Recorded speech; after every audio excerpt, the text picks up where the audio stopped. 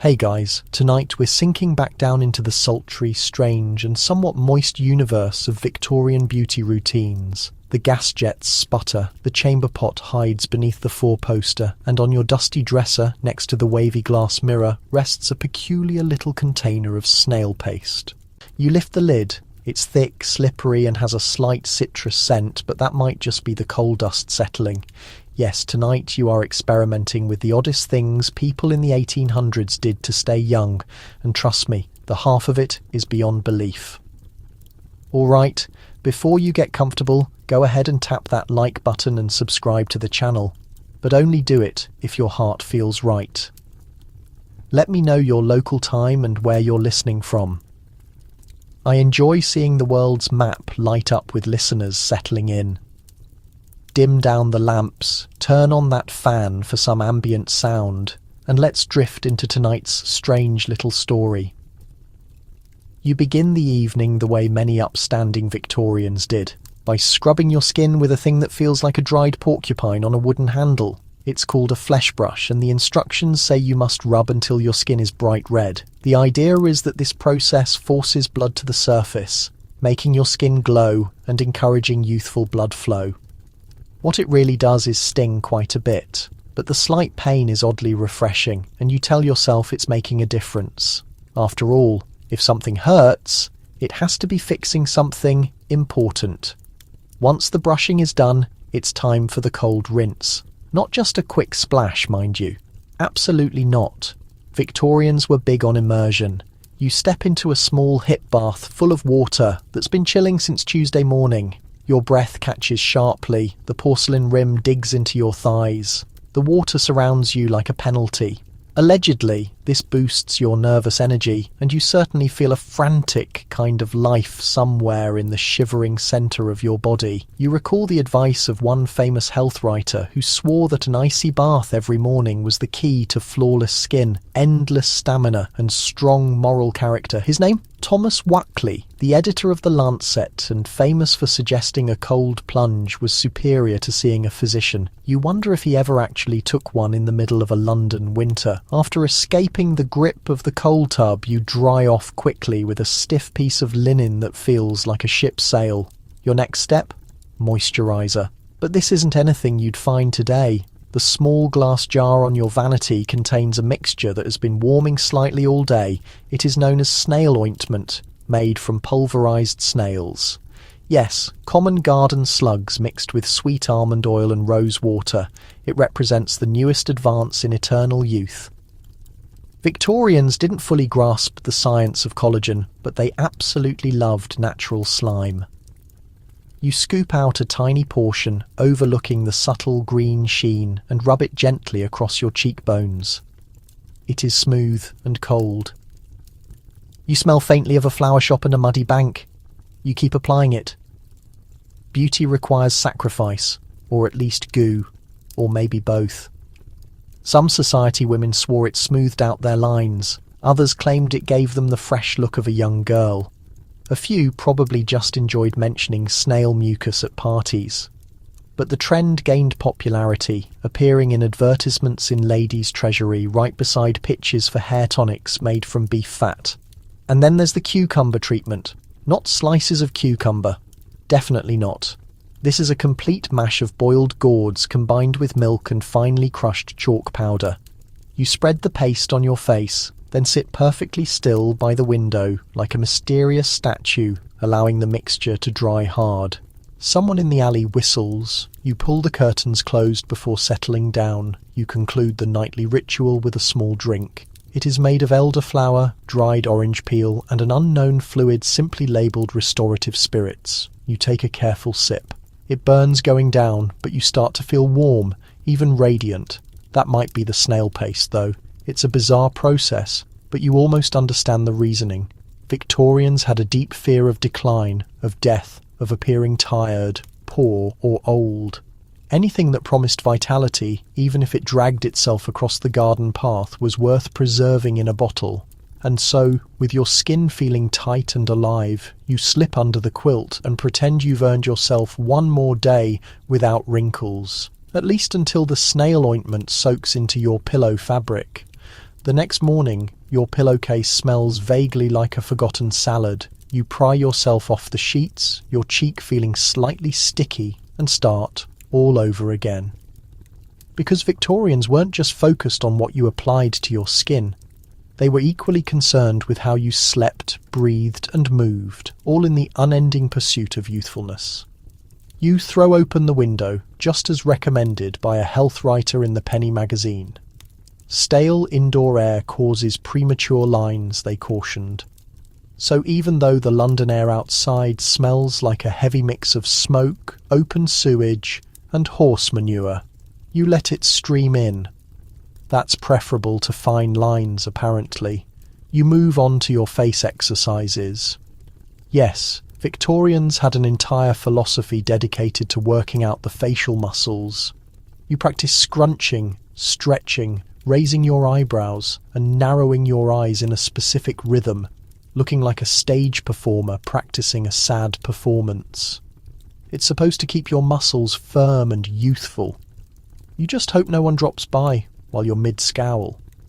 One women's journal even advised blowing up rubber balloons every day to strengthen the cheeks and prevent drooping. You find one tucked away under your dressing table, perhaps a remnant from a party, and decide to try it. After 2 forceful breaths, your head spins and you deflate much faster than the balloon does. Now, time for breakfast. You reach for an unusual tin labelled Youth Gruel. It's a blend of oats, ground almonds and cod liver oil, supposedly rich in nutrition according to the advertisement, and guaranteed to bring back the colour to your cheeks. You take a cautious bite. It tastes like licking a piece of fish that fell into your oatmeal. But Victorians felt this was better than the alternative. As you chew, you read the back of the tin where someone has written a recipe for skin beautifying broth. It requires veal bones, juniper berries, and a splash of something called hartshorn jelly, a product boiled down from deer antlers. It was supposed to stimulate hair growth, make skin shine, and joints flexible. Mostly it just made kitchens smell awful. Still, there are stories of well-to-do women who drank it religiously, convinced it granted them additional years of beauty. You picture them sipping from delicate porcelain cups, pinching their noses to avoid the stink, and offering polite smiles while their staff held back gags in the hallway. Later, you run into your neighbour, Mrs. Galley, on the stairs. She eyes your bright cheeks suspiciously. You look rather dewy, she notes. You nod, attempting to conceal the slight residue of snail paste that didn't fully wash off. New face treatment, you murmur. She steps closer. Is it the one that contains sulphur? I've heard the French prefer it, and just like that, a new product enters your mind. You locate an old bottle in the washstand cabinet. Madame Duval's Elixir of Eternal Bloom. It's French.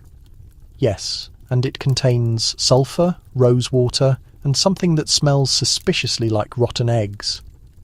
You apply a generous amount and hope for the best outcome. By the evening, your skin is either radiant or very sensitive, perhaps both.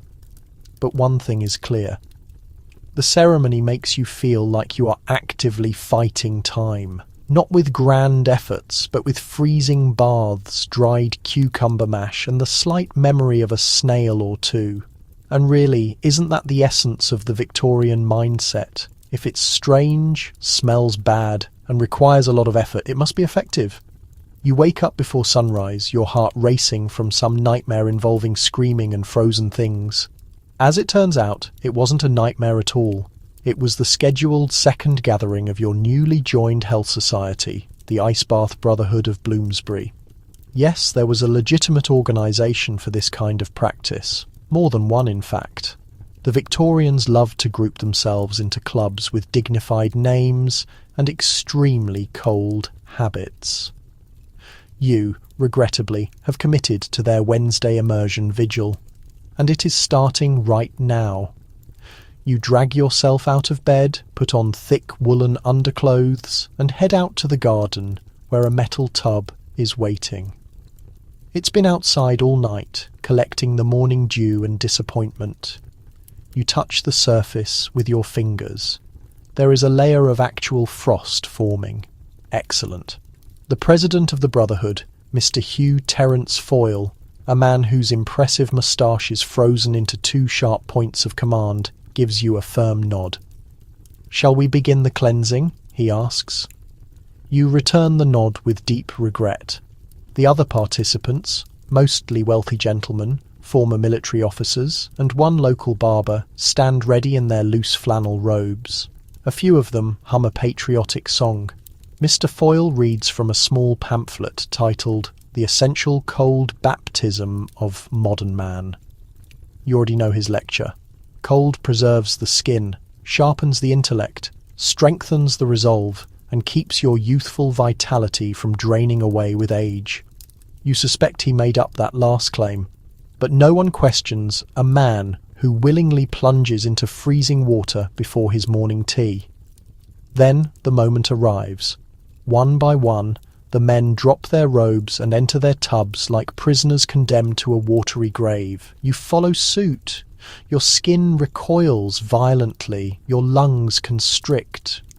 Somewhere in your mind, a quiet voice wonders, why this? But you know the answer. Because Victorian culture believed that warmth led to weakness. The wealthier classes linked sweating with manual labourers and criminals. To be cold and composed was to be cultured and forever young. One doctor in 1843 even wrote that youth thrives in cold environments and avoids the weakening comfort of a warm fireplace. You wonder if he ever accidentally fell into a frozen river. When it is over, you quickly wrap yourself in a coarse towel and accept a drink of something called juniper infusion, which tastes like utter despair mixed with gin. Mr. Foyle claps you hard on the back, which somehow is more painful than the freezing water. "You'll feel like a youth of 20 by sunset," he says with a grin. "Or die trying," you mutter under your breath. The group disperses as steam rises from your shivering bodies.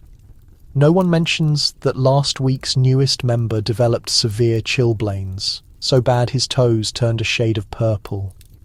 He still attends, hobbling bravely with a cane carved into the shape of a sea god's trident. As you limp back home, your joints stiff and your dignity entirely gone, you remember something one of the older members said last week while trying to force his feet back into his leather boots. The true secret isn't actually staying young. It's in appearing to combat the decline with honourable effort. And in some painful, cold way, it almost makes sense.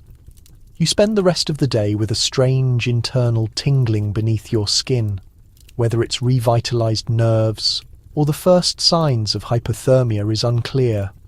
But the Brotherhood would definitely call it progress. You bundle up in your thickest wool sweater and sip broth spiced with mustard seed.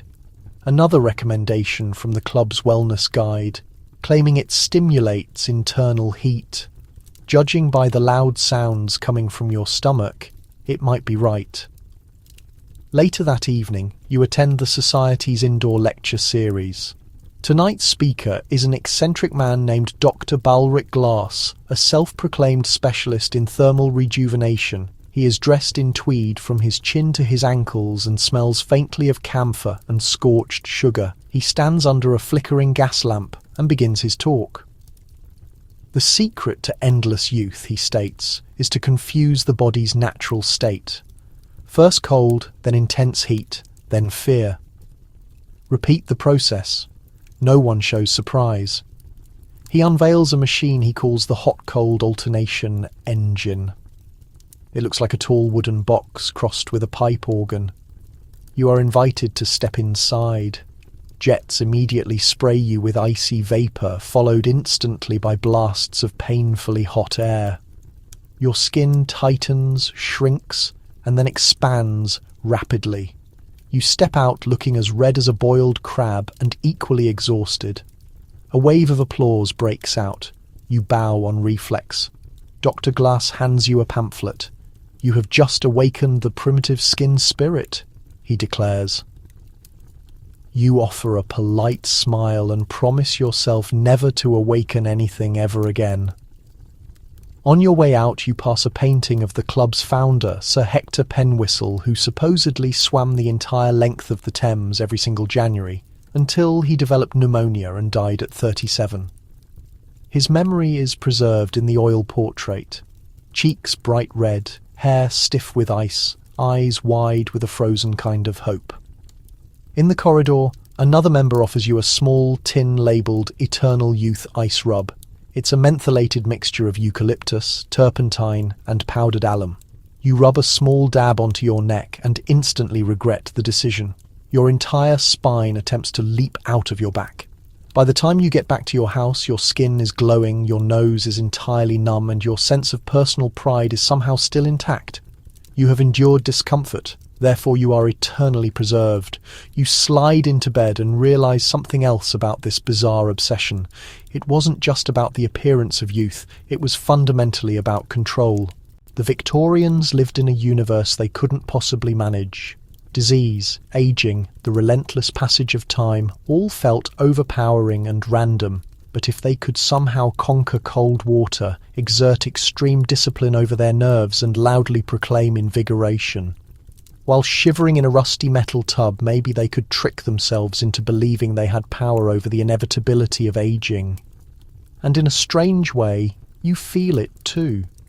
As your heart rate settles beneath your heavy blankets, and your breath makes a small curl in the dark winter air, you allow yourself to believe, for a brief moment, that your cells are younger than they were the day before. Then the alum rub reaches your armpit creases, and you let out a quiet yelp into your pillow. The next day begins with a shimmery white powder in a delicate china dish. You lift it up toward the window light and watch it sparkle like captured moonlight. It looks magical until you recall the main component: arsenic. Yes, that specific arsenic. In Victorian England, this deadly toxin was openly sold in tiny packets to women who desired a pale, perfectly translucent complexion, untouched by time or sunlight. You have read about arsenic wafers, arsenic soap, and arsenic water. Now it appears you have acquired the most fashionable form, arsenical complexion powder. The label promises a lily-white brightness and a youthful blush. It fails to mention the risk of organ failure. Still, you gently apply it to your cheeks with the softest puff you can find. Initially, it tingles like strong mint, then it burns with the sensation of regret. But what a stunning glow it provides. The pale, delicate aesthetic was wildly popular. A sun-kissed tan suggested you had to work outdoors for a living. A porcelain white face, in contrast, signalled you were cultured, leisured, and likely wealthy. In fact, one popular fashion writer in 1867 described the perfect youthful complexion as the face of a creature not quite living. And what better way to achieve that than with outright poison? You continue your morning regimen with a drop of arsenic solution number 2 mixed into a lump of sugar. Just a tiny drop. That is all it supposedly takes to clear the skin and cleanse the blood. According to a testimonial you found crumbled up in an old drawer, a certain Lady Maribel claimed she consumed it every morning for 15 years and looked younger at 40 than she did at 20. You also read that she eventually died on a velvet fainting couch after all, her teeth fell out. You deliberately choose not to think about that detail. In the mirror, your skin does look noticeably smoother, a bit paler. You smile cautiously. Your gums are not bleeding. Yet, feeling encouraged, you decide to venture out. You tuck the arsenic powder safely into your purse and head toward Regent Street, where chemists sell youth in tiny bottles with exotic names like Revivify, The Blush of Spring, and White Widow's Bloom. You pass a shop with an enticing sign that simply reads Venetian Secrets. Inside, behind a tall counter, an old man peers at you through thick, clouded glasses. You are searching for youth, he states, not even asking a question. You nod silently. He holds out a small box of lozenges wrapped in purple foil. These are infused with chalk, arsenic, and just a hint of opium. He tells you, a lady's light breakfast. You wisely decide not to ask what her lunch consists of. You purchase one box and place a single lozenge under your tongue. It dissolves slowly, tasting of chalk and violets. Your heart flutters a little, though whether from nervous excitement or the effects of beauty is difficult to discern. As you walk back toward home, you pass a group of young girls fanning themselves in a small park. One whispers, "She looks like a porcelain doll." You pretend you didn't hear, but you store the compliment in your memory like a treasured souvenir. The powder is clearly doing its intended job. You look fresher, softer, perhaps slightly ghostly, but in a very attractive way. But even as you admire your reflection in a nearby shop window, a part of you wonders how many of the lovely faces you pass are slowly being consumed from the inside out. How many glowing cheeks are concealing trembling hands. Because the thing about arsenic is that it is not a fast killer. It takes its own time, just like the process of aging itself. Back inside your home, you sink into your favourite armchair, feeling warm from both the compliments and the chemicals. The large mirror across the room catches your attention. You stand up and move toward it slowly. The arsenic is having an effect. Your cheeks are smooth, pale, and somehow ageless. But there is another sign. A dryness around the edges of your mouth, a faint darkening beneath your eyes. You lean in very close. Your pupils appear much wider than usual. You blink once, then again.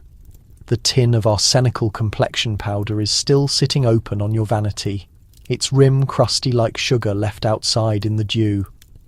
You gently push the lid closed. Suddenly your intense focus is broken by the sound of your neighbour, Miss Clarabelle Dawes, arriving on the floor below. She's always loud and always undeniably beautiful. The kind of woman who wears her corsets tight enough to faint on cue and claims her smooth skin is simply from drinking goat's milk. But you have seen the greenish glass bottles she hides beneath her sink, labelled in elegant cursive tincture of Fowler's. That also contains arsenic, but in a much more powerful liquid form. Fowler's solution was routinely prescribed by doctors for everything from bad asthma to teenage acne. It was clear, had almost no taste, and was nearly impossible to detect in a cup of tea. Entire families were secretly dosing themselves, believing the poison would thin their blood, brighten their skin, and strengthen their nerves. Children were given it, and men took it before important dinner parties. One newspaper even suggested it as a general tonic for older gentlemen wanting to recover their courtly colouring. You pour yourself a cup of weak black tea and look closely into the dark surface. No Fowlers for you today, just a splash of milk and a mental reminder not to lose your teeth before the end of the week. But here is the truly fascinating thing. Arsenic had its devoted advocates, its true believers. There were entire social groups of women, quiet, sophisticated and influential, who exchanged precise dosage notes with each other during elegant dinners. Only on Mondays. Never consume it with brandy. One more drop and I couldn't feel my toes for 7 days. It was a secret cult of pale-faced youth, dressed in fine lace and shadowed by the presence of death. And the strangest part of all, for a time, it actually worked. The skin genuinely did look remarkably clearer. Any redness quickly faded. Blemishes simply vanished. The Victorian bloom wasn't simply a poetic way of speaking. It was a slow, deliberate chemical battle waged against the tyranny of time. You recall the heavily powdered faces at the evening opera, the way the gaslight caught their cheeks like fine porcelain, the way nobody dared to sweat or smile too broadly, or eat too heartily. Everyone subtly observing everyone else for any visible flaws, not just in their character, but in the fragile illusion of their youth. And maybe that is the most terrifying truth of all. It wasn't the poison itself. It was the absolute silence surrounding it. No one would ever admit they were dosing themselves. No one ever said out loud, "I am absolutely terrified of growing old." They just smiled faintly behind their silk fans, sprinkled a tiny bit of arsenic onto their breakfast toast, and whispered about how beautifully the moonlight made them look. You blow out your candle and settle into bed, the residual taste of violet and chalk still lingering on your tongue. Somewhere deep beneath the layers of powder and potions, your actual skin patiently awaits. You are back at your dressing table once more. But this time, your main concern is not your appearance, it is your internal health. You have read it repeatedly in the newspaper columns, overheard the whispers at social gatherings, and even caught the muttered advice from a passing chemist. True youth, they insist, starts from the inside out, and according to virtually every Victorian health expert in the City of London, that means thoroughly scrubbing your internal organs, carefully balancing your bodily humours, and drinking some truly appalling concoctions. You begin with the charcoal, not the dark lumps for a fireplace, but purified, finely ground charcoal dust sold in tiny paper packets. You sprinkle a small pinch into a glass of lukewarm water. It immediately clouds over like black ink. You stir it slowly, take a tentative sip, and gag instantly. The texture is terribly gritty and strange, like drinking fine soot and mud. But the small pamphlet promised it would soak up internal poisons and make your bloodstream as clean as a fresh mountain brook, whatever the unsettling idea actually means. Victorian medical minds were obsessed with the idea of internal cleanliness. They genuinely believed that most of the telltale signs of aging, wrinkles, persistent tiredness, bad breath, even feelings of sadness, came from something rotten or impure deep inside the body. So, naturally, to remain youthful, you absolutely had to eliminate it. You move on to the vinegar solution next, a full spoonful of cloudy cider vinegar mixed into water. It tastes distinctly of bitter disappointment and burned apples. You follow it immediately with warm lemon water and a small piece of dry toast. Also featured in the guide, this morning's particular inspiration came from Dr. Catherine Bishop, a very determined woman with a fierce dedication to internal correction. She promoted a daily routine involving vinegar beverages, aggressive lemon gargles, and something she called chalk paste. You quickly check the recipe. It calls for crushed chalk, milk, and a single egg yolk. You mix it all together, look at the thick, unappetizing mess, and bravely take a large spoonful. Your stomach immediately protests loudly, but your skin does feel firm, or perhaps simply tense and terrified. You spend the next hour walking back and forth, burping quietly, hoping that none of the mixture makes a swift return. Outside, local children are playing jump rope in the street, their cheeks rosy and their clothes stained with dirt.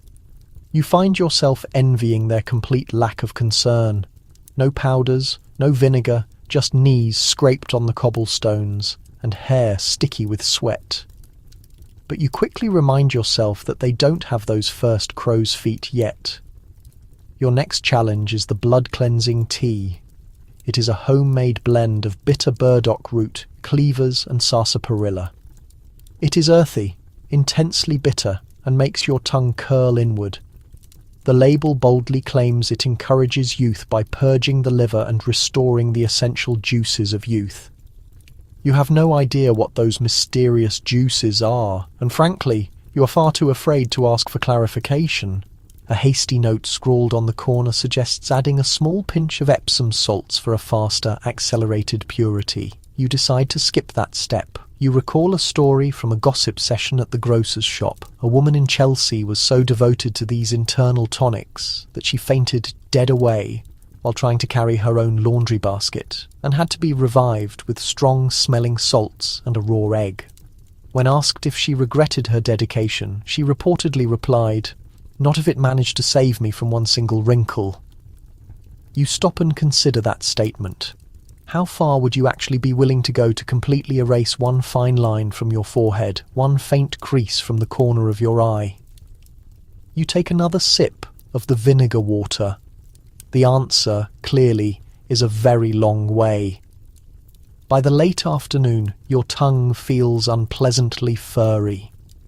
Whether it's the fine charcoal, the gritty chalk, or the sour vinegar you've been drinking constantly all day, you cannot be sure. But you do not stop, because now it is time for the genuine cleansing. You retrieve a small wooden box from beneath your bed. Inside, there is a small dark bottle labelled Dr. Elric's Elixir of Renewal. The label is badly cracked, the writing is impossibly decorative, and the thick contents are dark and murky. It smells heavily of licorice, rusty metal, and something suspiciously medicinal. The prominent ingredient list boasts senna, rhubarb, calomel, and a tiny knowing whisper of opium. You pause, deeply hesitant. Calomel is essentially mercury chloride. Senna is an extremely powerful laxative. You take a tiny defiant sip anyway. Victorians referred to this type of mixture as a physic, meant to fully flush the system, thoroughly purify the blood, and rid the body of heavy melancholic vapours. You think of it as a one-way, non-stop ticket to the outhouse. Within mere minutes your stomach makes a deep sound like distant thunder. You light a nearby candle and tightly clutch the windowsill for much-needed stability as the powerful elixir begins its path through your system with ruthless, immediate efficiency. You remember reading about Queen Victoria's own intense interest in digestive regularity. Her personal physicians frequently prescribed bitters, mineral-rich waters, and gentle purgatives to maintain what they termed intestinal grace. Some reports even claimed she insisted that her ladies-in-waiting follow similar routines because nothing quite says a youthful glow like perfectly synchronized bowel discipline. You take a deep, slow breath through the sharp cramps. You repeatedly tell yourself that this intense discomfort too is youth, that somewhere deep in the complex folds of your bowels, the relentless march of time is actually retreating. Later, feeling pale and utterly depleted, you recline on the settee, slowly sipping barley water, too exhausted to even attempt to read. A slight breeze drifts in through the partially open window. You catch your reflection in the glass, your cheeks are flushed, your eyes are slightly watery, but your skin... Yes, your skin actually does look perceptibly clearer. But there is another quality, a different emotion behind your tired expression. Not just the determination or the sheer discomfort or even the persistent, stubborn vanity. It is a specific kind of internal belief that suffering is directly equivalent to progress, that if an action is painful, intensely bitter, and almost completely unbearable, it must be the thing that is working. You recall a specific line from the family health manual tucked firmly beneath your cushion. True youth must be earned through the profound virtues of self-discipline, internal order, and frequent purgation. You had laughed out loud when you first read it. Now the words ring with the absolute conviction of religious gospel. That night, as you lie tightly curled under every single blanket, you promise yourself to reduce the dosage tomorrow. Fewer drops of the frightening elixir, perhaps only half the chalk paste, maybe. But then again, the delicate skin beneath your eyes does appear slightly tighter, and you haven't had a single sneeze all day. You close your eyes tightly, your heart fluttering rapidly like a trapped canary in a dark mine, and you slowly drift off to sleep, dreaming of bright, clear eyes, tighter pores, and the wonderful, cool clarity of a thoroughly purged soul. You wake up to a thick wall of steam, not the gentle, welcoming vapour rising from a hot tea kettle, but the dense, heavy, scented clouds of a grand Victorian Turkish bathhouse. It clings to your clothes, your long hair, your very ability to think clearly. You blink repeatedly through the thick haze, feeling totally disoriented, your skin immediately becoming warm and thoroughly damp, so wonderfully warm. You have arrived here willingly, with the sole purpose of sweating profusely. This is not some dirty, public bathhouse. This is the surprisingly elegant, softly candle-lit sanctuary known only as the Imperial Vapour Rooms, discreetly hidden behind a quiet row of expensive shops in Mayfair. You required a special invitation from a close friend of a friend, and only after you solemnly promised not to complain once about the oppressive humidity. Your shoes are already neatly removed, and your entire body is draped in a very thin linen robe. The smooth marble floor beneath your bare feet is pleasantly warm. The entire room breathes with the sound of quiet, gentle drips, the faint echo of copper ladles on stone, and the occasional soft sigh of a weary gentleman who has decided that this is the definitive way to sweat his way out of his 40s and safely into his next decade. Turkish baths became a profound Victorian fascination, imported, significantly repackaged and painstakingly sanitised for the British upper class. They offered a sprawling list of promises, everything from a clearer complexion to improved blood circulation, increased masculine virility, and, most importantly, a prolonged, intense feeling of youthful vitality. No one was quite sure how or why the process was effective, but the distinct combination of high heat, running water, and plenty of social gossip proved utterly irresistible. You move slowly from the tepidarium, the warm room where you've been gently lounging in a light mist, to the caldarium, the blistering hot central chamber. The heat hits you forcefully like a physical blow from a furnace. Your lungs momentarily constrict, and your sweat glands instantly erupt. You grip the smooth wooden bench tightly and desperately try not to let panic take hold. A gentleman seated next to you nods slowly and politely. "Your first time here?" he asks gently. You manage a strained nod. Still heavily steaming, he offers a friendly smile and deliberately pours a ladle full of eucalyptus-scented water directly over a pile of glowing hot stones. The steam instantly rises in an overwhelming, fragrant rush. "Excellent for the complexion," he adds sincerely. You want to ask him exactly how excellent it has been for his now clearly melting eyebrows, but instead you lie back and attempt to find a moment of true meditation. A promotional pamphlet resting on a table just outside, titled "Regeneration Through Steam," claims that a mere 10 sessions can completely restore the constitution of youth by effectively removing toxic waste from the tissues and restarting the critical flow of the body's humours. One testimonial printed inside read, "After a brief fortnight, I looked exactly 15 again, and crucially my wife spoke to me once more with genuine fondness. It was signed only a gentleman of Putney. You begin to perspire deeply now, not simply moisture, but genuine Victorian sweat. You imagine the toxins leaving your body, the arsenic, the acetic acid, the regrets.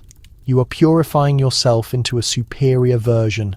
Eventually, an attendant appears holding a small serving plate. On it rests a glass of lemon barley water and a folded piece of linen. He gestures for you to recline on the marble table, the friction slab. Before you have time to object, he commences scrubbing vigorously with the emity composed of loofah, sand, and perhaps a cursed ocean beast. Your skin becomes intensely hot and sensitive in bursts. He sings softly while he scrubs every trace of self-respect from your form. This, he states, is the youth extraction. He offers no further comment. You stumble back into the cooler chamber. Afterwards, skin flushed, spirit recalibrated, the gentleman from before waves his hand dramatically and announces, "You have been revived." You are unsure whether to express gratitude or lose consciousness. You lie back, sweating without agitation, and strangely, you do feel renewed. You sit cooling beneath a brass outlet as condensation drips gently from the ceiling. Your skin tingles from the rigorous scouring. Tender, certainly, but also gleaming, like an apple, recently polished on a sleeve. Across the room, another patron fans himself with a creased medical pamphlet and mutters something about steam, vigour, enhancing lymphatic candour. You decide not to inquire what that signifies. The attendant returns with a miniature bowl of greyish silt. "Of youth," he declares gravely from the river tone. You lift an eyebrow in disbelief. He confirms it with a nod. It feels volcanic, you are fairly certain. The river tone is located in Somerset and is notably non-volcanic, but at this stage you cease to challenge saturated strangers offering you restorative mud. The sludge is warm, smooth, and carries the faint aroma of peat and desperation. He smears it across your chest, arms and forehead with the seriousness of a cleric. It extracts time, he informs you. You ponder if he means metaphorically or if your appointment is exceeding its limit. He leaves you to bake in silence. Victorian steam resorts like this were more than just health clubs. They were sanctuaries of transformation. Gentlemen would remain for hours, wrapped in wool and wet cloth, discussing everything from the newest colon-cleansing remedies to their preferred varieties of goat milk soap. Steam was not merely steam. It represented salvation in vapour form. You examine your surroundings and notice an unusual apparatus in the corner.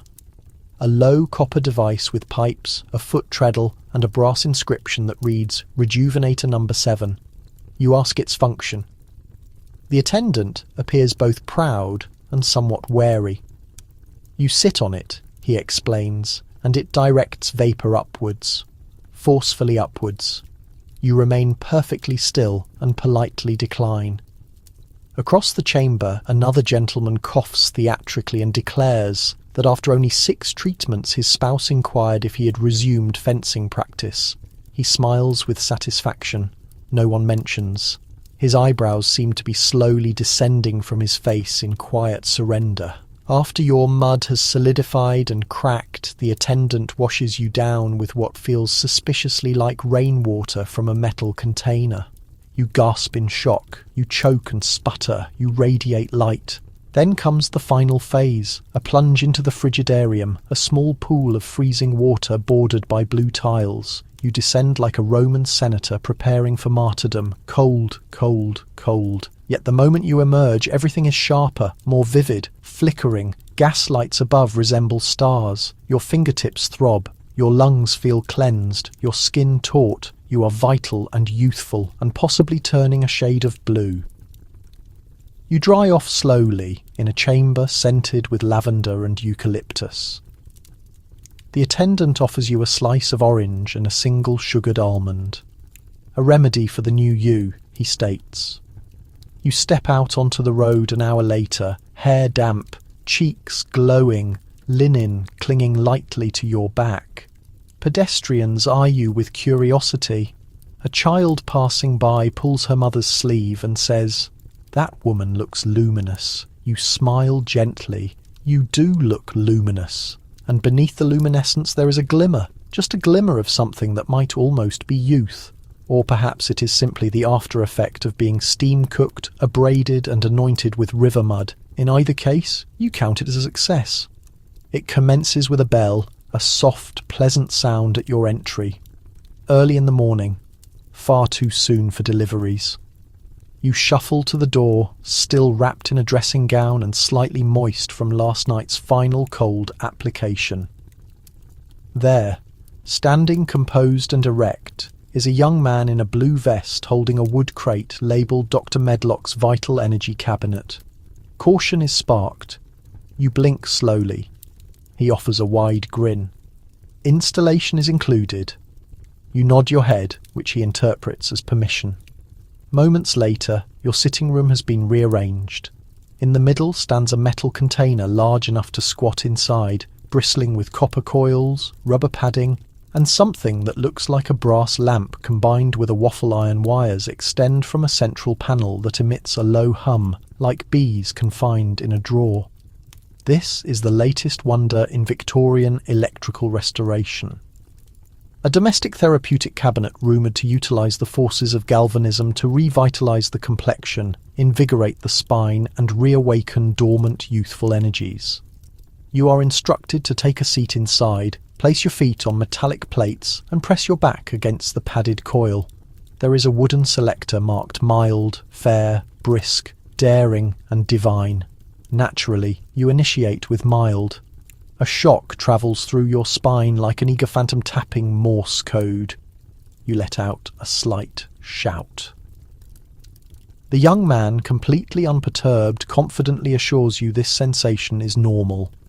He adjusts a few wires and indicates a thick, leather-bound instructional guide resting next to your tea service. You open it to a random section, Chapter 6, concerning stimulating the feminine constitution through galvanic touch. The illustration bears a suspicious resemblance to someone ironing a petticoat with electrical power. Electric treatment was the medical fad of that era.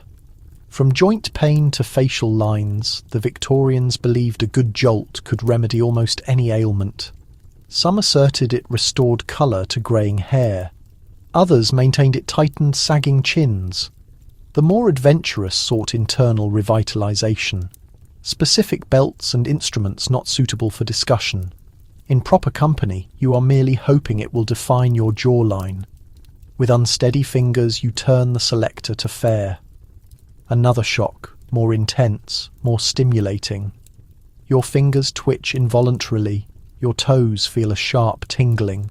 Your scalp prickles like sparkling wine effervescing beneath your hairline, and you do perceive something, not precisely youth but vitality. Across the city, similar devices are illuminating drawing rooms and kitchens. One woman you know swears by her electro-recliner, a velvet-upholstered seat wired to vibrate gently for 10 minutes every morning. She insists it maintains her digestion in good spirits. Another, a retired schoolmistress, fastens 2 copper plates to her ankles nightly and sleeps with a current flowing through her calves. She states she has not experienced nightmares or muscle cramps since. You sit within your humming enclosure, enveloped in voltage and optimism, reflecting back on the steam baths, the icy immersions, the arsenic powder, all designed to stir the parts of yourself that time had dulled. Now you are stirring them with electrical current. 10 minutes later, the gentle humming ceases. You emerge slowly, hair standing slightly on end, heart rate fluttering like a music box slowing down. The young man gathers his tools, bows slightly and says you will rest better tonight and wake up younger in the morning. You are unsure if he is referring to you or the apparatus, but either way you already feel like your feet recall being 20 once more. Evening arrives and the aftershocks still pulse faintly beneath your skin. You sit at your writing desk, attempting to draft a note of thanks to your cousin Isabel. She is the one who gifted you that electrical device. But your hand continues to twitch, causing your pen strokes to become a little too spirited. You eventually desist and choose to read instead. A pamphlet slips out from under your chair cushion. Modern Galvanic Beauty. The Science of Youth. You quickly scan the pages and there they are. Portraits of women with wires gently pressed to their cheeks, eyes wide and dreamy, necks adorned with silk cords that lead to cryptic humming containers. One image displays a woman in a corset seated next to a machine labelled Womb Re-Energizer, patent pending. You abruptly close the booklet and slide it under the rug. You are not quite that daring yet. Nevertheless, the Victorians were not timid about applying electricity to almost everything. Entire treatment centres emerged across London offering electrotherapy sessions. A well-known establishment on Harley Street claimed to reverse baldness, cure profound melancholy, and even smooth away crow's feet with electro-patting, a slight shock administered by gloved fingers. You test this concept using your copper kettle and a hairpin. The outcome is instant and regrettable. You return to the security of the vital energy cabinet. Its copper entrance reflects the candlelight like a sacred object. You crawl inside once more, this time with a faint smile, and turn the selector to brisk. A brief pop, a jolt, and warmth permeates your limbs once again. And suddenly you comprehend what this truly is. Not medical treatment, not scientific fact. It is hope disguised as machinery. Because youth, you have come to understand, is not solely about skin or bone structure. It is an emotion, a brief spark, a moment where your physical form overlooks its own decline and pretends, just for an instant, that everything functions as it once did. You recall the elderly man who operated the electrical clinic on Baker Street. Rumour suggests he zapped his earlobes every morning while reciting classical poetry in Latin, insisting. It granted him auditory clarity and poetic endurance. You once passed him on the street and heard him murmuring, "O tempora, O mores," as his eyebrows twitched like drumsticks. He appeared quite content. And there is something admirable in all of this, is there not? The absurdity, the bravery, the persistent modification, the willingness to connect oneself to a box and declare, "Yes, I believe this will restore my youth." You climb out of your cabinet, hair standing in small tufts, heart rhythm slowing like a music box winding down. You smooth your dressing gown, inhale deeply, and whisper, "Tomorrow divine." Then you chuckle, because perhaps you have finally joined them. Not only the women in the portraits, or the physicians with sparking machines, but the entire community of devotees, the ones who refuse to age gracefully in silence. And maybe, just perhaps, you will grow younger, with great enthusiasm. It is late, well past evening, and you are seated at the farthest end of a lengthy, creaking dining table in a manner that smells of wood polish and secrets. The fireplace crackles softly behind you. A trio of wine glasses gleam in the dim illumination, untouched.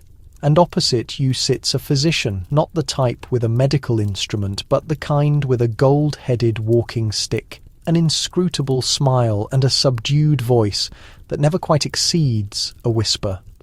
He claims he has made an astonishing discovery. You lean in, intrigued. The conversation has meandered through the typical topics of energy, radiance, blood circulation, the transience of time. But now he speaks of a bodily fluid, not just any bodily fluid, youthful bodily fluid. He avoids saying it directly, of course. That would be inappropriate.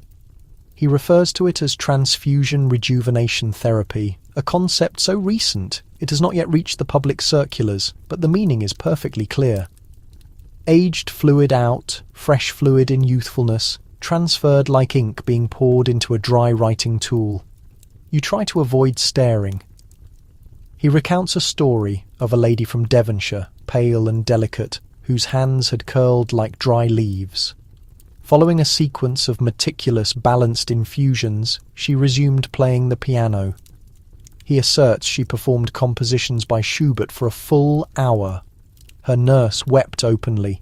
Her cat fled the room instantly. She smiled for the first time in years. You ask quietly whose bodily fluid was utilized. He declines to answer, simply tapping a finger on his walking stick. Willing donors arranged with discretion. You contemplate the young who are poor, often apprentices, stable hands, young women from the rural areas hired for domestic service. You wonder how much compensation they receive, or if they receive any at all. Throughout Victorian London, whispers circulate behind fans and beneath parlour furniture that Lady Amberson has acquired a new wet nurse, even though her children are adults. That Lord Kettering's footman is of an unusually young constitution and prone to bleeding from the nose, that some households employ not merely chefs and butlers but biological contributors. Even the medical publications are taking notice. One essay in the London Examiner of Therapeutics posed the inquiry, might not the essence of youth reside not in herbal remedies nor natural waters, but within the very flow of life itself? You lean back, feeling a sudden chill. The doctor pours a small measure of wine for himself and offers you nothing. He is scrutinizing your hands, your skin, your pulse rate. Perhaps I could arrange something, he suggests, almost idly. If you are genuinely interested, you consider your mirror, the lines surrounding your eyes, the constant dull ache in your hips when you ascend the stairs. You consider everything you have already attempted: arsenic, vinegar, clay, electrical current. And now this. You depart without providing him with a definitive reply. The fire bursts loudly behind you as if in objection, but the notion pursues you home, relentless as a flickering candle, flaming in the air, that youth could potentially be borrowed, that vitality could be transferable, that somewhere beneath your own skin, the passage of time could be circumvented, if only briefly, by the vital essence of another. You are unable to achieve sleep. The clock's ticking sounds louder than usual, and your bed linens feel too warm. You shift, turn, fluff your pillows, sigh deeply, and still that word echoes within your mind like a softly voiced fluid transfer. It is not an entirely new concept, not truly. As far back as the 1600s, there were hushed mentions of it. Young bodily fluid, utilised to calm irrational behaviour, revitalise the elderly, or cure profound sadness. But the Victorians, with their characteristic blend of optimism and morbid curiosity, took it to greater extremes. They transformed it into a fashionable scientific pursuit. You sit upright in bed and ignite a candle. Its glow projects your shadow, large and dancing, across the opposite wall.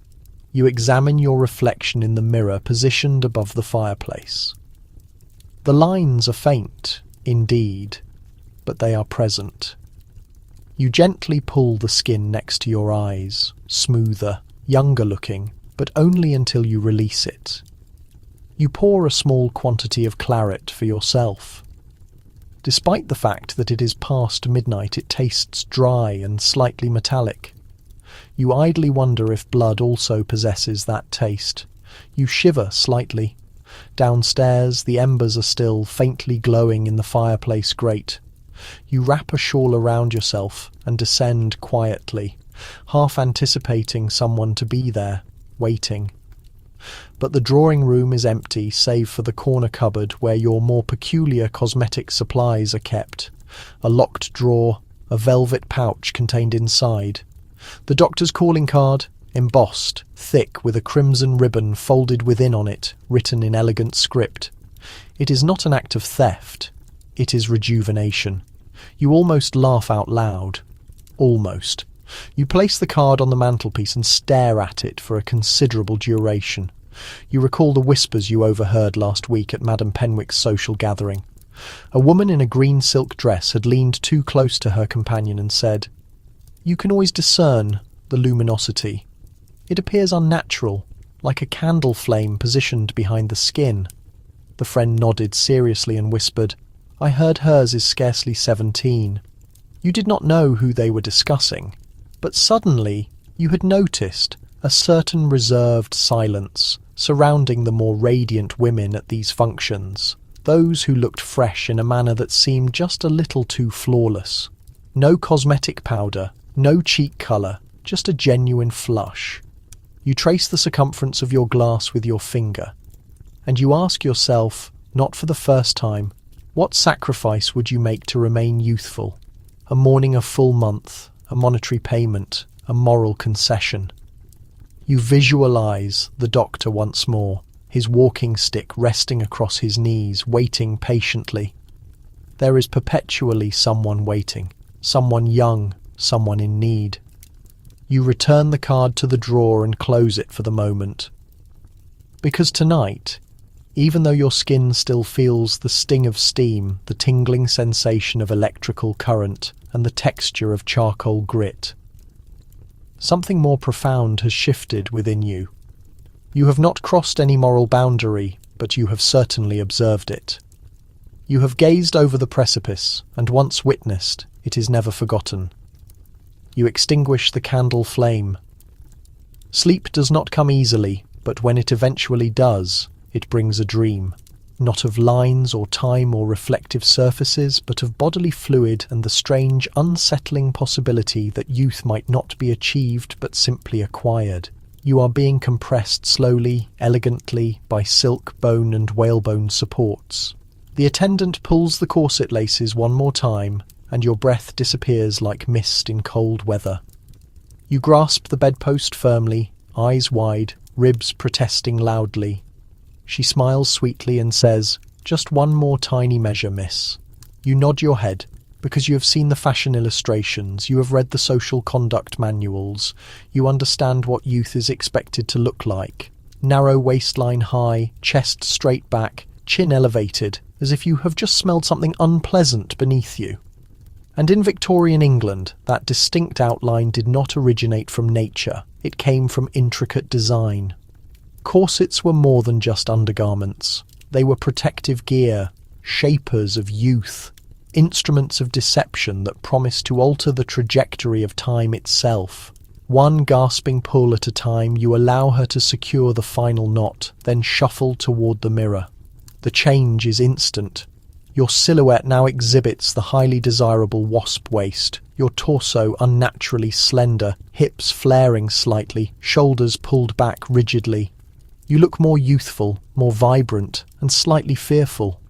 This is how Victorian women resisted aging, not by attempting to prevent its arrival, but by concealing its visible evidence beneath layers of fastened linen and whalebones. A sagging midsection tucked away, drooping posture cinched straight, a chest, losing its firmness, lifted and supported like the ceiling of a grand cathedral. You sit gingerly on the edge of your seat and attempt to sip tea slowly. It proves difficult. Your ribs press painfully against your lungs. Your stomach has been flattened into submission. You manage half a mouthful before coughing into your linen napkin, eyes tearing slightly. "Excellent posture," comments your friend Lady Eunice, seated opposite you, fanning herself in a relaxed manner. "You look absolutely youthful today." You nod, offering a weak smile, and silently hope you do not lose consciousness. Fainting, after all, is a documented side effect, so prevalent, in fact, that many ladies carried smelling salts in their small handbags. Some even orchestrated collapses for dramatic effect, especially when cornered by tedious admirers or unfavourable lighting conditions. And then there is the complexion. A youthful face, according to Victorian beauty standards, must be pale, exceedingly pale. You gently blot your cheeks with a damp cloth before applying cosmetic powder. Then, because you are aware of the common trick, you lean toward the fireplace for only a moment, allowing the heat to bring a natural flush to your skin. But even that carries a risk. Too much colour, and someone might accuse you of being too full of life. "Did you notice Mrs. Holbrook at the theatre?" Someone had whispered the other day. She looked excessively florid. It is not becoming. Not becoming. You wonder how many women vanish beneath the weight of these rigid expectations, buried beneath layers of fabric, strict social code, and anticipation. But then you pull your gloves onto your hands, tilt your chin a fraction higher, and contemplate that perhaps disappearing slightly is the cost of remaining visible. As you step out into the cool evening air corset, tight, cheeks powdered, posture flawless, you observe your reflection in a shop window illuminated by gaslight. You look like delicate porcelain, untouchable, unbroken, unreal. And for a brief moment, you look exactly how society expects you to. You endure for precisely 43 minutes before the lightheadedness begins. Standing in Lady Ashcombe's drawing room, delicately eating a small biscuit the size of your fingernail, you feel the characteristic signs of a corset laced too tightly, cold fingers, blurring vision, and the distinct sense that your lungs have been folded like a formal letter. You maintain a smile through the discomfort. Everyone does this. Around you, the room glows with soft candlelight and engaging discussion. Every woman present has engaged in battle with time beneath layers of taffeta dresses, behind sheer lace coverings, but none speak of it openly. They speak of recent travel to Paris, of piano recitals, of Miss Fenley's scandalous new hairstyle. Not one word is wasted on aching ribs or the profound fatigue in their eyes. You steady yourself next to a serving table piled high with cucumber sandwiches and citrus water. A maid offers you a seat, but you politely decline. Sitting down in a corset this restrictive would result in creasing the gown, and that, naturally, is unacceptable. From across the room, Lady Winsley catches your attention. She gestures subtly toward her own waist and silently mouths steel. You silently mouth back, whalebone. She raises an eyebrow slightly, clearly impressed. It is the closest feeling to mutual support you have experienced all evening.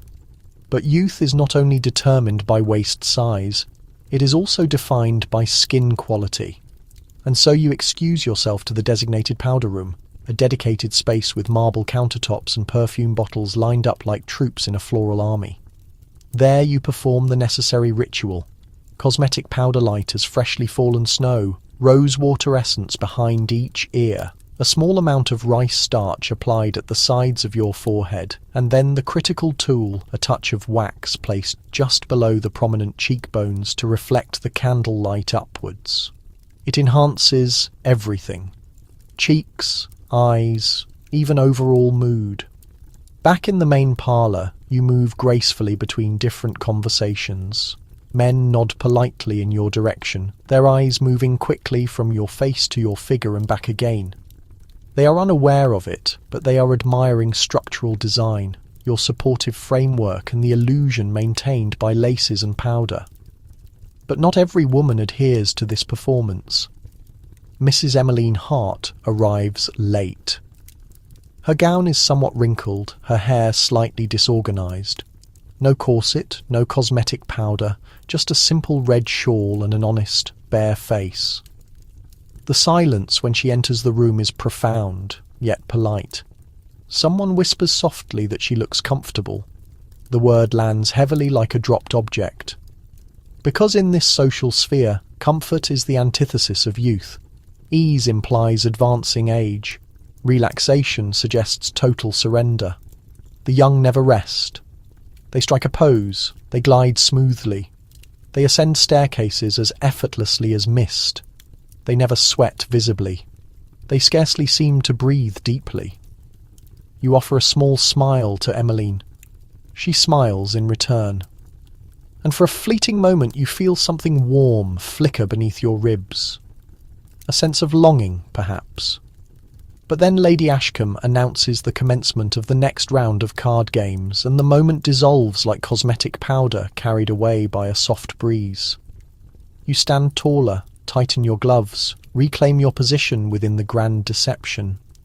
And as the evening progresses, you participate in the slow, deliberate dance of youth and its imitators, floating across the carpet and engaging in conversation, your corset whispering faintly with every breath you do not fully inhale, because in Victorian high society, you do not simply possess youth. You actively wear it. You intricately weave it into silk and animal bone. And every breathless moment endured is a small price willingly paid for the privilege of being universally admired. It is morning once more, and the light streaming through your curtains is stark and revealing. You have barely managed any sleep. Your waist still retains the faint red markings from last night's corset, and yet here you are, seated rigidly at your dressing table, diligently preparing for yet another calculated illusion. But this time, the focus is entirely on your facial features. You lean in very close to the mirror and gently pull the skin at your jawline upwards, immediately firm, looking remarkably youthful. Then you release your grip and it settles back down slightly, not an extreme change but just enough to cause you irritation. That is precisely when you reach into the slim velvet utility box carefully stored at the very back of the drawer. Inside, various needles, lengths of fine string, and something that bears a suspicious resemblance to fishing equipment await you to the peculiar and meticulous world of Victorian instant facial modifications. A world relying heavily on nearly invisible thread, adhesive tape, and miniature hooks cleverly concealed beneath false hairpieces, fashionable hats, and high-neck collars. You commence by dabbing your temples with a small amount of rose-scented oil to soften the delicate skin for anchoring the threads. Then, meticulously following a diagram sketch carefully cut out from the Ladies' Companion magazine, you thread a length of extremely fine silk through your side hair parting, and discreetly behind your ears a gentle but firm tug, and your cheeks are immediately lifted ever so slightly. Another small pin at the very crown of your head, and your eyebrows assume a slightly more gentle, defined arch.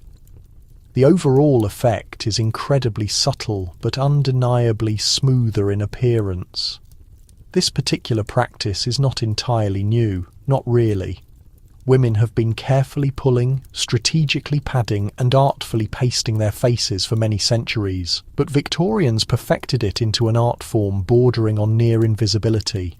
No visible evidence of the artifice must remain whatsoever. One beauty manual sternly cautioned, she must appear completely refreshed, not crudely reconstructed. You painstakingly arrange your hair over the fine silk threads and secure it with decorative combs. Then, with almost surgical level precision, you apply a tiny amount of skin wax to the outer corners of your eyes, just a subtle dab to smooth out the very fine creases. The wax is a specific blend of natural beeswax mixed with rendering lard and a slight trace of pearl powder for sheen. It softens easily under your gentle touch, and, when viewed under gaslight, it reflects just enough light to suggest a desirable dewy freshness. You pause briefly. In profile view, you appear instantly awake, highly alert, a little too unreal, much like a photographic portrait carefully touched up by hand. Are indeed photographs. That represents yet another critical layer of deception, does it not? You walk over to the small decorative cabinet positioned near the window and retrieve a miniature paper envelope. Inside is a specific type of calling card portrait from 2 years ago, your official social introduction portrait. It clearly shows you looking significantly younger, lips slightly pursed in a demure fashion, cheeks gently retouched by the photographer's skilled assistant with a soft pencil. You have consistently had copies of this specific image printed ever since then. Anyone meeting you for the very first time receives that idealized version of you in print. A close friend once jokingly remarked, "I haven't aged in any of my printed images since the year 78. You laughed politely, but quietly made a mental note to send your official portrait to the skilled retoucher again the following spring. Back at the mirror, you conclude the final application with a touch of blooming lotion. The bottle's label states it contains crushed violet petals, but the actual scent is much more strongly reminiscent of vinegar and spicy cloves. No matter the unpleasant smell, it stings your skin just enough to artificially coax a temporary blush onto your cheeks. And what truly defines youth, if not an artificially induced, vibrant flush? You carefully fasten your collar pin onto your brooch and smoothly adjust your skirts into place. The idealized version of you reflected in the mirror smiles gently. She is tighter, visibly lifted, completely composed. She appears to have absolutely no trouble sleeping, no visible regrets, no lingering doubts whatsoever. You glance quickly down at the fine silk threads tugging very gently at your scalp, then you deliberately look away immediately. Because in this precise moment, under the bright morning light, you are undeniably radiant, and you firmly intend to remain that way, at least until the sun fully sets. Later that same day, you find yourself back at the photographer's professional studio once again. It is a small, slightly overheated room filled entirely with lace curtains, elaborate painted backdrops, and the faint, familiar chemical smell of collodion and developing liquids. You have come to sit patiently for a brand new portrait, one that accurately reflects your current, enhanced state of youth. The version you have meticulously lifted, generously powdered, and carefully pinned into perfect place. The photographer, a Mr. Bicknell, greets you with a courteous, professional nod. He is an exceptionally thin man, with ink-stained cuffs and a particular fondness for saying things like, "Let's gracefully shave a full 10 years off with just the subtle turn of your delicate chin, shall we?"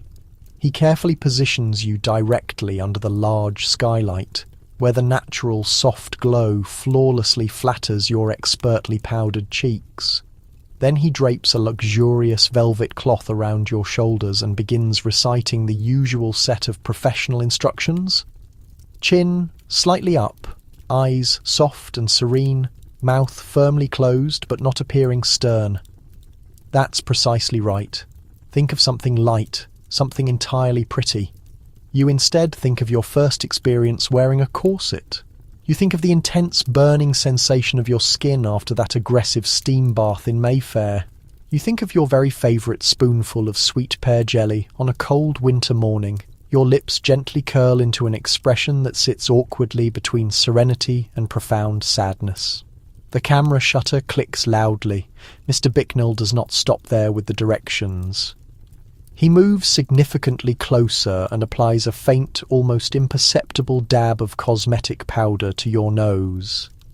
Then he gently tucks a single stray hair beneath your collar pin. "We'll have Miss Penrose diligently smooth the negative," he says, almost as an afterthought. "Lighten the harsh shadows, subtly soften the visible lines.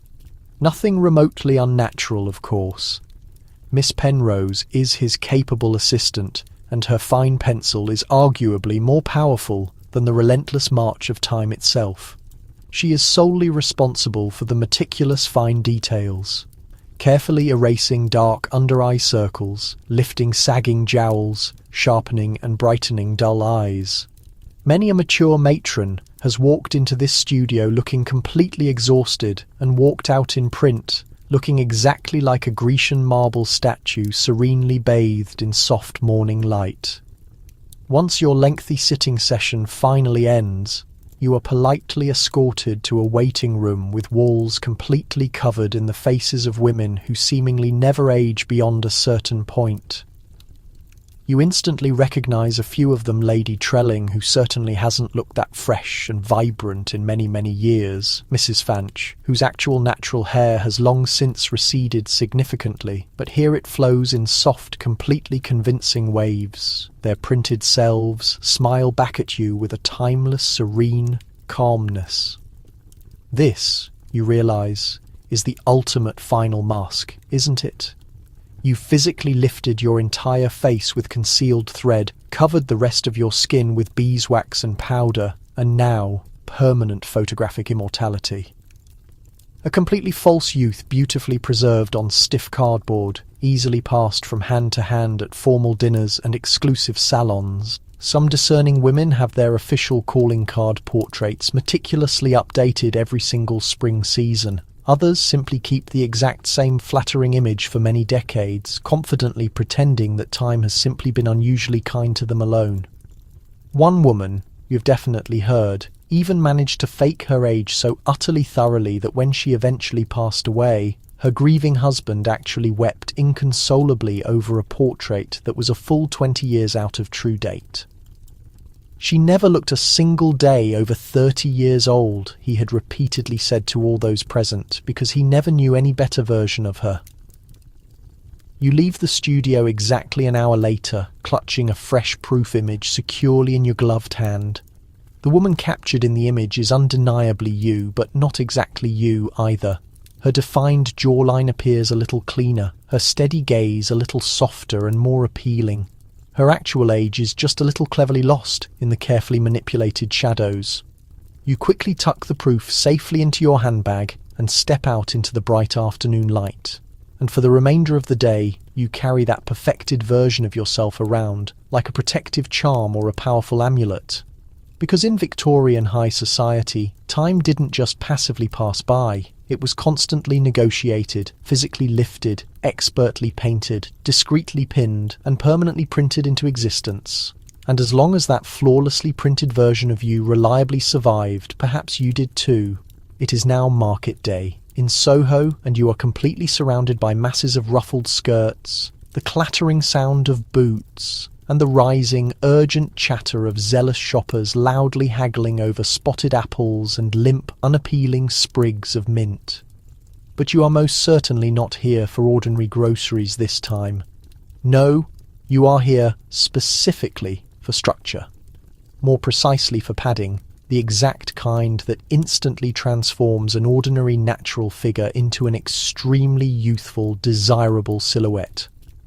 A subtle, discreet boost, carefully placed here. A gentle, strategic enhancement positioned there. You already know the entire routine perfectly well. You quickly duck into a particularly narrow little shop perfectly wedged tightly between a small tobacconist and a local milliner. The slightly faded awning clearly reads Madame Loray's Figure Restoration Boutique. Inside, the air smells strongly of lavender and crisp starch. Dress forms line the walls completely like silent, unmoving spectators. There are multiple drawers clearly labelled hips, small calves, firm and even, throat veils. You entirely avoid asking any questions about those specific items. Madame Loret herself officially greets you with a polite, professional sniff. She is tightly corseted within a noticeable inch of sheer illogicality and wears an excessively high chignon hairstyle that seems to magically defy all known laws of physics. Her face is powdered to a perfect matte texture. Her expression is set somewhere precisely between a stern governess and a meticulous sculptor. You've specifically come to successfully restore your natural proportions, she states flatly and confidently. You simply nod in definite agreement. She gestures dramatically toward a curtained private corner. You step inside the small space and begin to undress very carefully, leaving only your simple chemise remaining on your body. She starts her task like a fine tailor, measuring quietly, lifting your arms, pressing gently onto your lower spine. Then she opens a container and begins to select components. First, the hip pads. They are crafted from wool and cotton, offering firmness yet flexibility, and they fasten at the waist like a pair of saddlebags. Fuller hips, she murmurs, imply vigour and a younger age. Your waist appears smaller in contrast. Next, a bustle. A light framework of wire and horsehair placed just above your rear keeps the skirts elevated and buoyant, she informs you. Young women are bouncy. You manage to stifle a small laugh. Then arrive the calf stuffers, little cushions secured just beneath your knee to restore shape to slenderizing legs. A bit much perhaps, but once concealed beneath the folds of your walking dress, the outcome is striking. You observe your reflection. You are taller, more curvaceous, somehow livelier. It's not quite you, but it is an improved version of you, a younger self, one who has not yet spent a decade seated too long in too many rigid chairs. Madame Loret adjusts your sleeves, then offers one last accessory, a chest enhancer. It's a padded insert shaped like a small velvet mound, warm to the touch and filled with soft lamb's wool. You look down at your own image, then back at the padding. Your choice, she says. You give a single nod. When you step back onto the street, no one outright stares, but several heads do turn, just slightly. You carry yourself with increased height. Your skirt moves with an unfamiliar rhythm. You pass a young gentleman leaning against a lamppost. He tips his hat and greets you, "Morning, miss." You smile before you recall you are old enough to be his aunt, or rather, you were before the enhancements. Because in this town, youth isn't always about skin or eyes or hands. Sometimes it's about applied mathematics. You arrive at the gallery just after 3 o'clock, sweeping into the space with what can only be called amplified presence. Every stride is cushioned, every turn precisely balanced. You do not so much walk as simply glide, and with your newly lifted calves and perfectly positioned bustle, you attract just enough attention to feel recognized but not judged. The walls are adorned with landscapes and still lifes, but the true spectacle resides in the crowd. Ladies constructed like delicate figurines, shaped into fragile profiles of someone they perhaps never truly were. The younger ones whisper about current style. The older women pretend not to notice. You float among them like a shared secret. A woman in her 50s leans over a bowl of fruit painted in 1783. Her hair is piled high and suspiciously dark. Her cheeks swell slightly. She notices your gaze, then offers a smile. "Cotton," she says softly, tapping her hip. "Yours?" "Wool," you reply softly with a hint of whalebone. She nods, acknowledging your skill. This is the silent understanding among the sisterhood of sculpted silhouettes.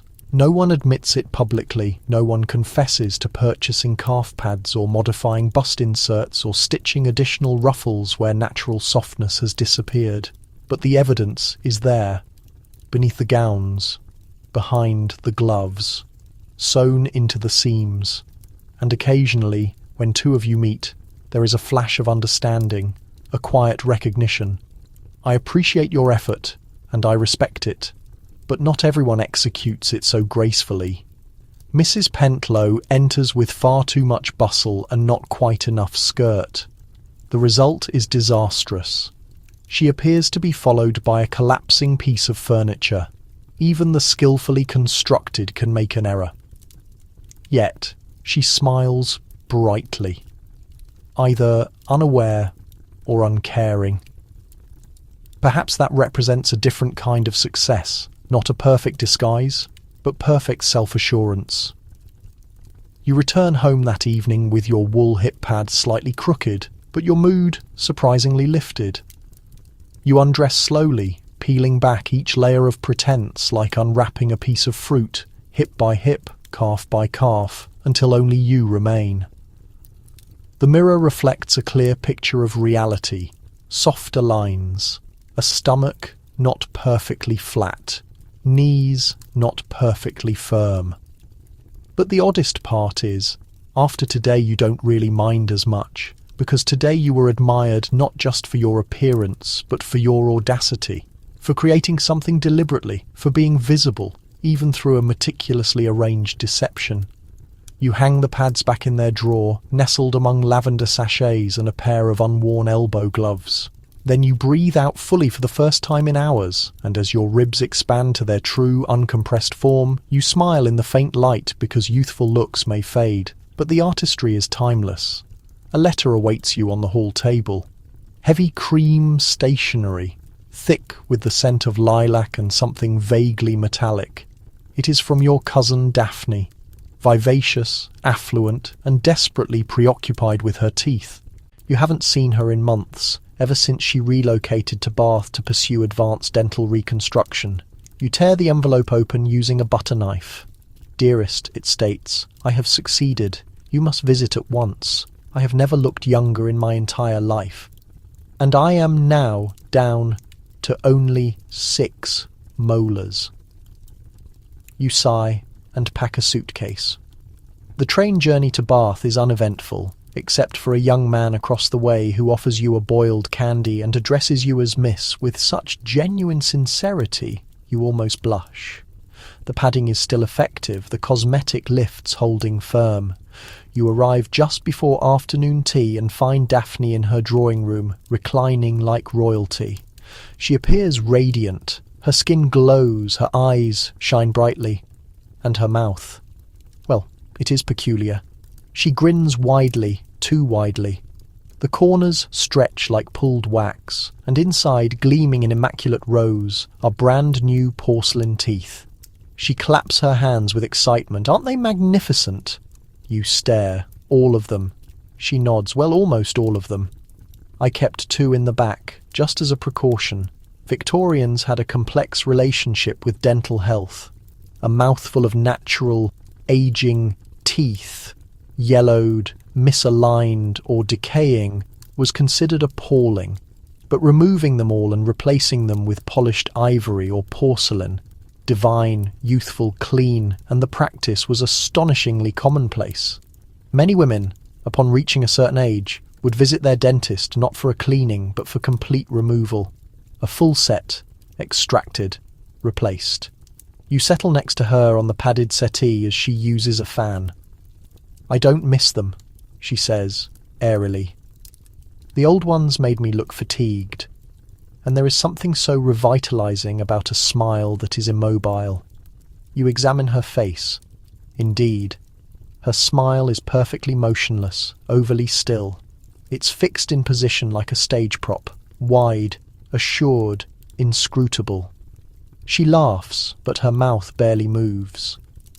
"I've even commissioned a portrait," she adds. "Come, I will show you."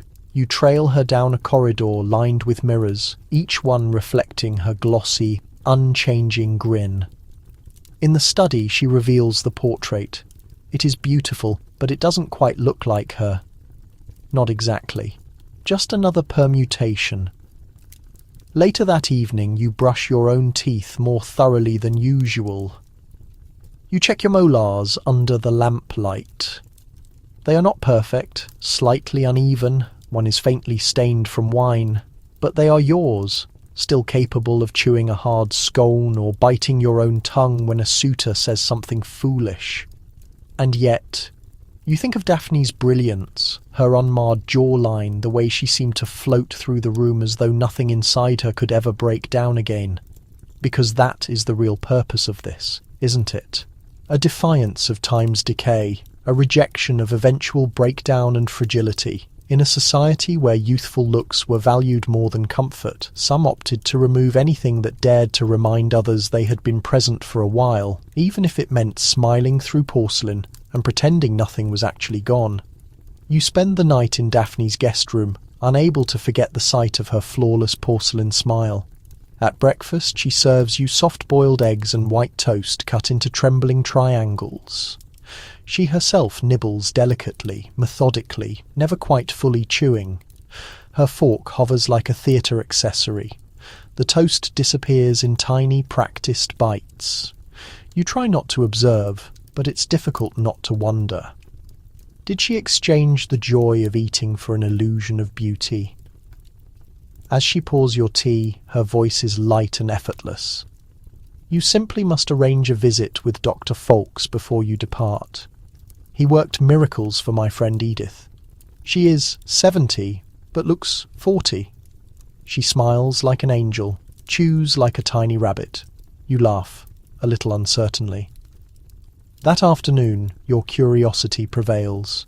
You find yourself seated in a bright white surgery near the Crescent, facing the infamous Dr. Fawkes himself. He is meticulous, severe, and wears gloves so tight they appear to be painted onto his hands.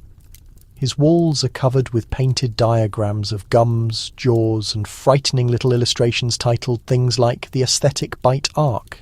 He examines your teeth with detached clinical interest, occasionally making approving noises.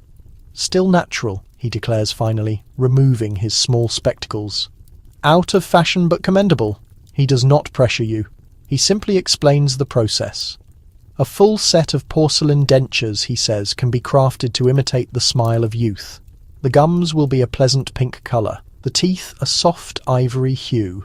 No staining, no misalignment, no more facial collapse, which he details in terrifying specificity.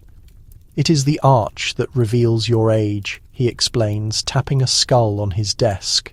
"The way the mouth caves inward, as teeth wear down and recede. Replace them, and the lower face blossoms back into its youthful contour. Consider it a supporting structure for the spirit.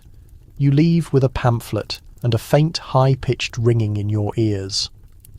Back at Daphne's, she is glowing, still glowing. She shows you a velvet container lined with small compartments, her old teeth preserved like keepsakes. One molar is noticeably dark. Her front tooth has a minor crack. They look impossibly small, vulnerable, human. These, she says, represent the past. My new smile is the future. You say your farewells and board the train home, the pamphlet folded tightly in your coat pocket. You read it through twice before tucking it into your handbag, buried beneath a lavender sachet and last week's copy of the Ladies' Gazette.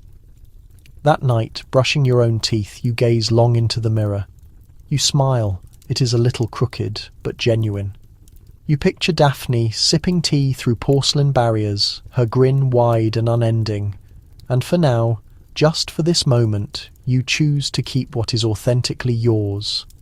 Not because you are afraid of the dentist, but because there is a quiet strength in smiling with imperfection, in allowing the world to see your teeth and know that they have lasted this long, that they are still performing their function, and maybe in some peculiar, defiant way that is its own form of youth.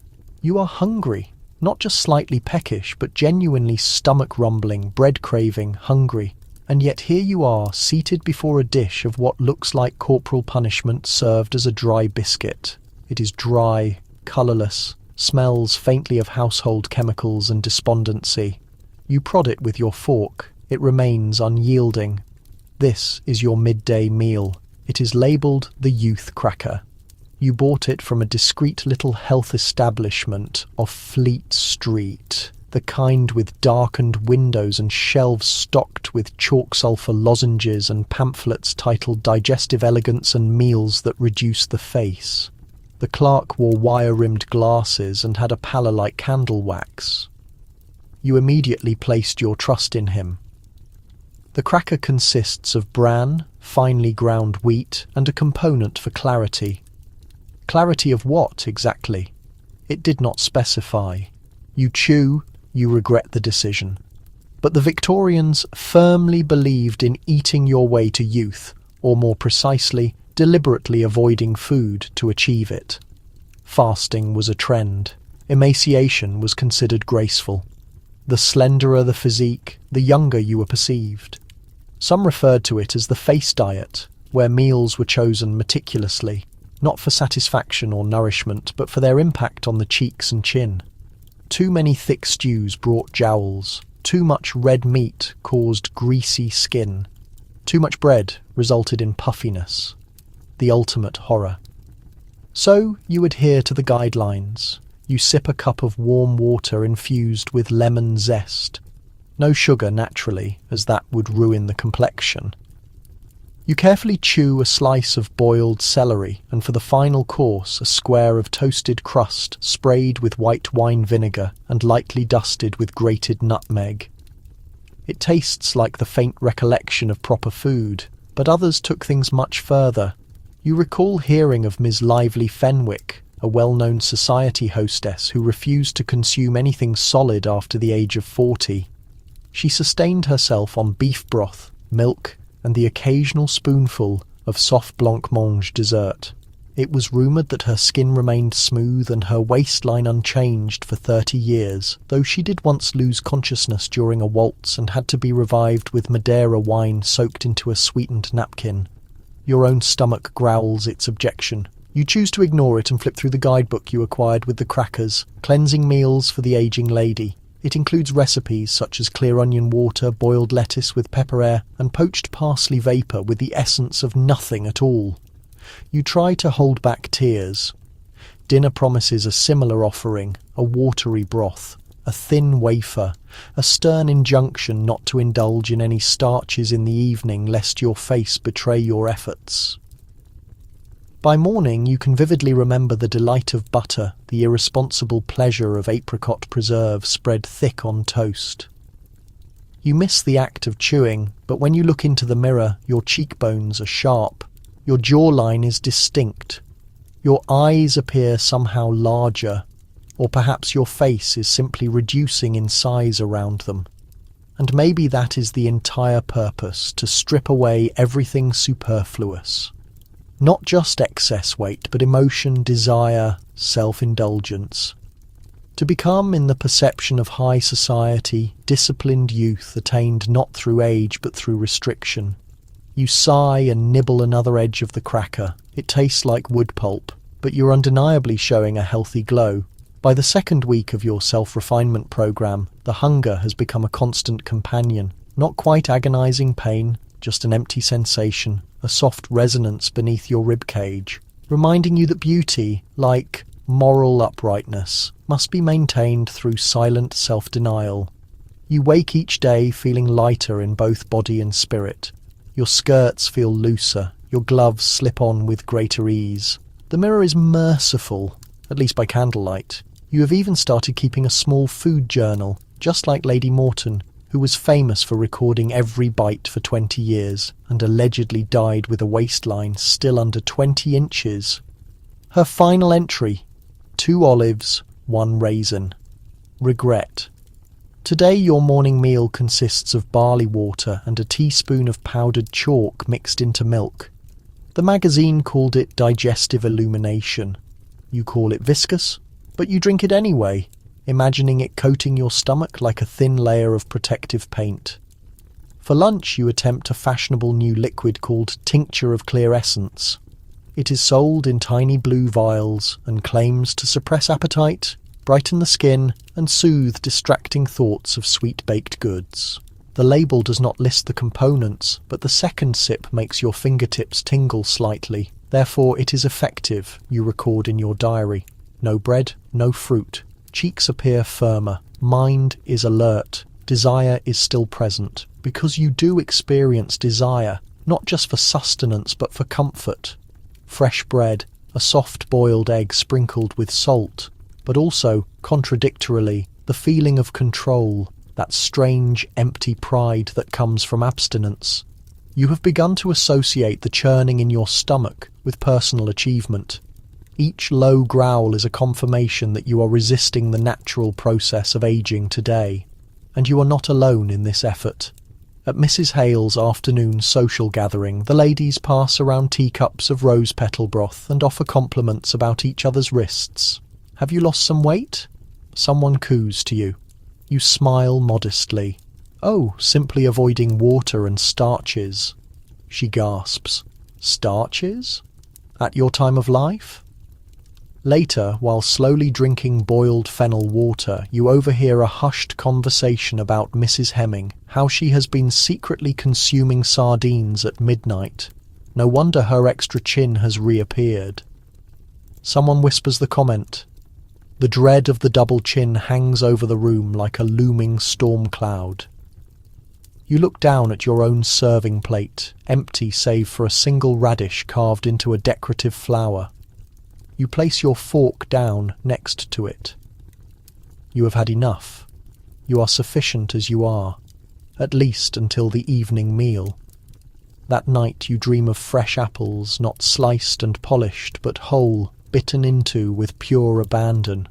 You awaken with your tongue pressed against your teeth, hungry and a little bit guilty. Still, the mirror presents a different reality. Your eyes are more vivid, your cheekbones form a sharper angle, the bones of your collar are clearly visible, elegant, like a delicate bird. You pull on your gloves with ease, fasten your brooch without effort, and as you step out into the pale morning, you walk like a person who has earned her beauty, one missed meal at a time. Because in this society, youth is not nurtured, it is sculpted, one deliberately skipped cracker at a time. The envelope is substantial, sealed with wax and bearing a foreign postal mark. You open it carefully. Inside is an invitation.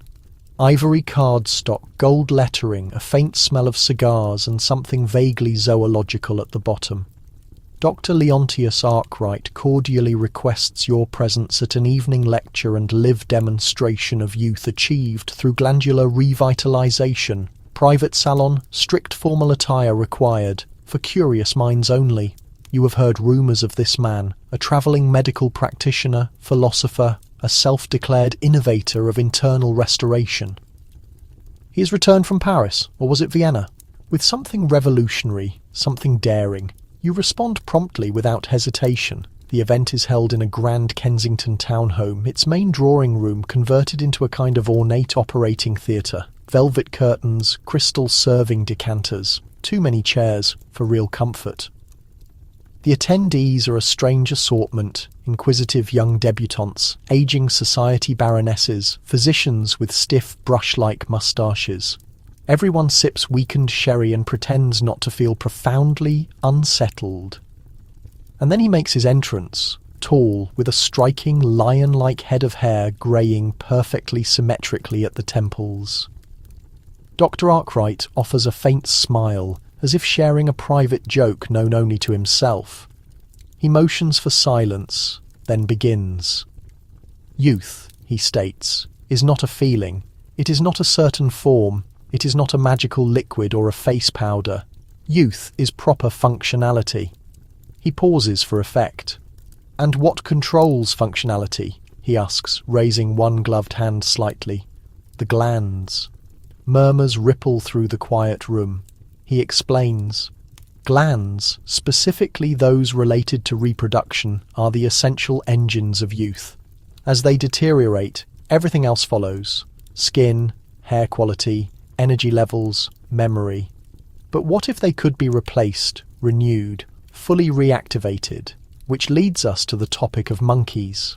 He unveils a polished brass tray covered with a cloth.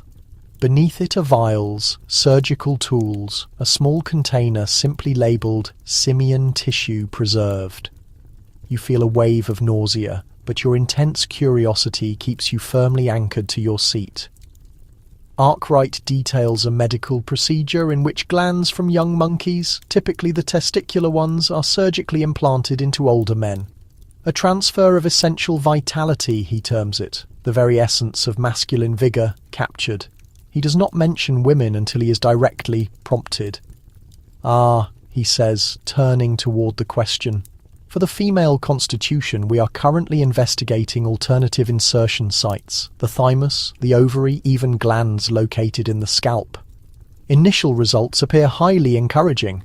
He gestures toward a woman seated silently in the corner, her face covered by a veil. She stands and removes the veil.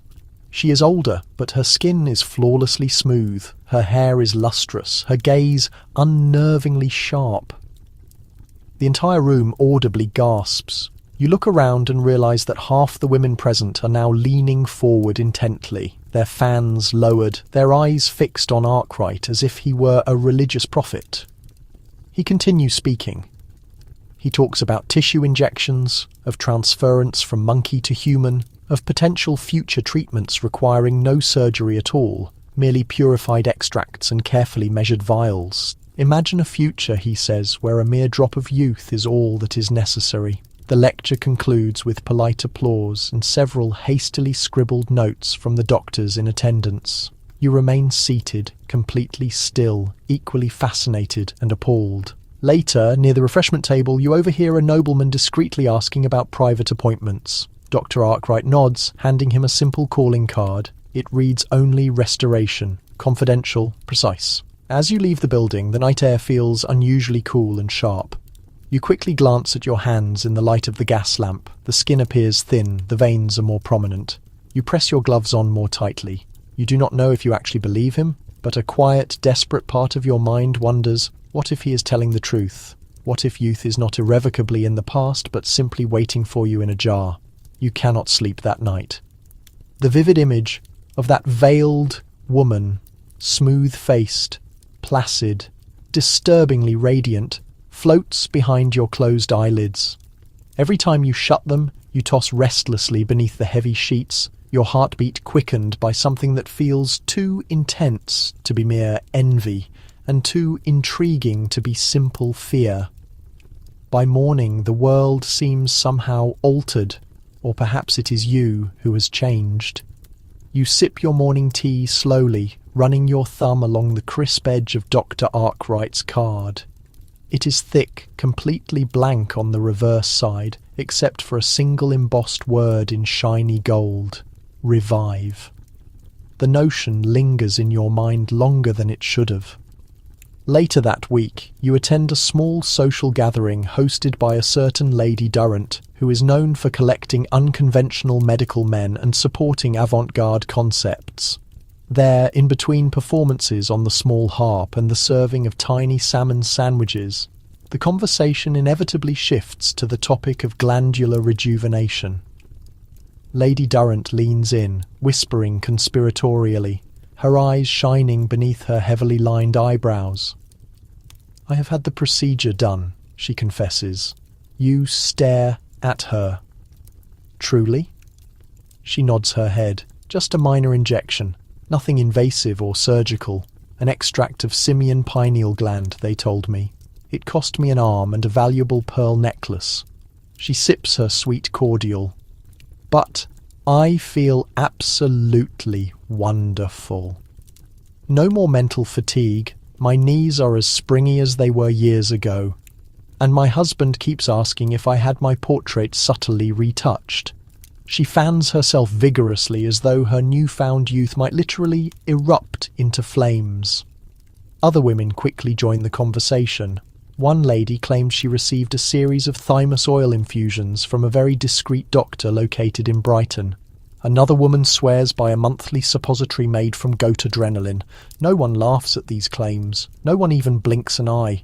This is clearly the new frontier of self-improvement. One gentleman, a military type with a short, bristled moustache and two very tight gloves, mutters that he has already booked a private appointment with Arkwright himself. "Anything to regain my former vigour," he grumbles softly, even if they are monkey legs by association. You sip your drink slowly and try to ignore the fact that your own hands are gripping the glass more tightly than necessary. At your home that evening, you draw the heavy curtains, light a single small candle, and sit down before the mirror. You examine your own face, not with cruel judgment, nor with yearning, but simply with a cold honesty. The skin beneath your eyes has definitely started to loosen slightly. Your jawline is not as firm as it was just last spring. There is a faint dullness creeping into the whites of your eyes, the kind of subtle fading that only you would truly notice. You take out your beauty case, powders, small threads, waxes, and begin the comforting, familiar rituals. But something feels different now. A new question has begun to whisper at the very edges of your awareness. What if something more fundamental could correct this? Not merely disguise it, not pinch or apply paint or pull tight, but genuinely reverse the aging process. Not simply silk and skillful shadow, but core biology, blood cells, internal glands. You gently shake your head. It feels repellent, irrational, yet somehow still possible. You carefully tuck Arkwright's professional card back into your vanity drawer and deliberately close it. It makes a quiet, definitive click, the kind of sound that firmly states, not right now, but you know, deep in your soul, that not right now is just a temporary state of waiting. And if the relentless years continue to press in on you, you might just find yourself opening that particular drawer again. It starts with a slight tingling sensation, just a very subtle prickle at the top edge of your scalp, much like a sneeze that is unable to fully materialize. You reach up quickly, your fingers running through your hair, and there it is, the precise spot. A location where the individual strands feel noticeably thinner, where your scalp is visible more than it used to be. You freeze instantly, and then you suddenly recall the specific pamphlet. It had arrived discreetly tucked into a mailed package from your cousin, Dr. Brandish's complete guide to follicular reawakening. Inside, there were confident promises of vigorous regrowth, enhanced vibrancy, and a naturally youthful luster. The accompanying illustrations are both charmingly quaint and vaguely unsettling, cross-sections of scalps that appear to be blossoming like carefully cultivated flower beds. Small arrows indicating the supposed flow of rejuvenating essential oils. You promptly schedule a private appointment. The clinic is situated on the second floor of a quiet, respectable building near Piccadilly, wedged between a shop that sells imported wigs and a tea room notorious for serving exceptionally stale scones. The waiting area smells faintly of soothing lavender oil and hot metal. You are escorted to a velvet-upholstered chair with a leather headrest. A man in perfectly starched sleeves approaches you, his hands filled with an assortment of peculiar metal tools that resemble a cross between small gardening forks and tiny elaborate harpoons. This will not cause much pain, he assures you. Much. And so, the treatment begins in earnest. He starts with a scalp rake, which is a thin metal wand fitted with tiny revolving wheels that spin rapidly as he rolls it across the surface of your head. It pulls, claws, and scrapes at hidden troubles. The doctor explains the stimulation awakens the dormant follicles. We need to remind them they still have the vitality to grow. Then, the specific formula is applied. It has the aroma of soot mixed with fresh mint. He works it deep into the scalp with steady fingers, murmuring encouragement like, "Come on up," or "Time to wake up now, your sleeping days are over." Next comes the comb current, an electric device that crackles with static electricity as he draws it along your hairline. Each pass delivers a small shock, similar to a bee lightly brushing your skin. Your ears faintly buzz and your eyes tear up, but you let him continue because you have heard the accounts. Women who recovered their youthful waves, men whose bald spots filled in like lush, cared-for gardens. There was a particular duchess who claimed she had reversed 15 years of hair loss in only 6 visits. "My hair returned," she wrote in a letter to the Ladies' Chronicle, "and so did my husband. The whole procedure lasts for nearly an hour. Afterward, your scalp feels slightly hot, and your hair is soaked with whatever liquid compound he used. He wraps your head snugly in a soft muslin cloth and provides a small bottle for use at home. Apply this every night, he instructs. Do not skip Sundays. That evening you sit before your looking glass, untying the scarf with hands that tremble slightly. Your hair appears untamed, faintly frizzy, and smells lightly of pepper and turpentine. You carefully smooth it down and lean closer to inspect. Are there genuinely more strands than before? Does the part line look narrower, or is that simply desperate hope?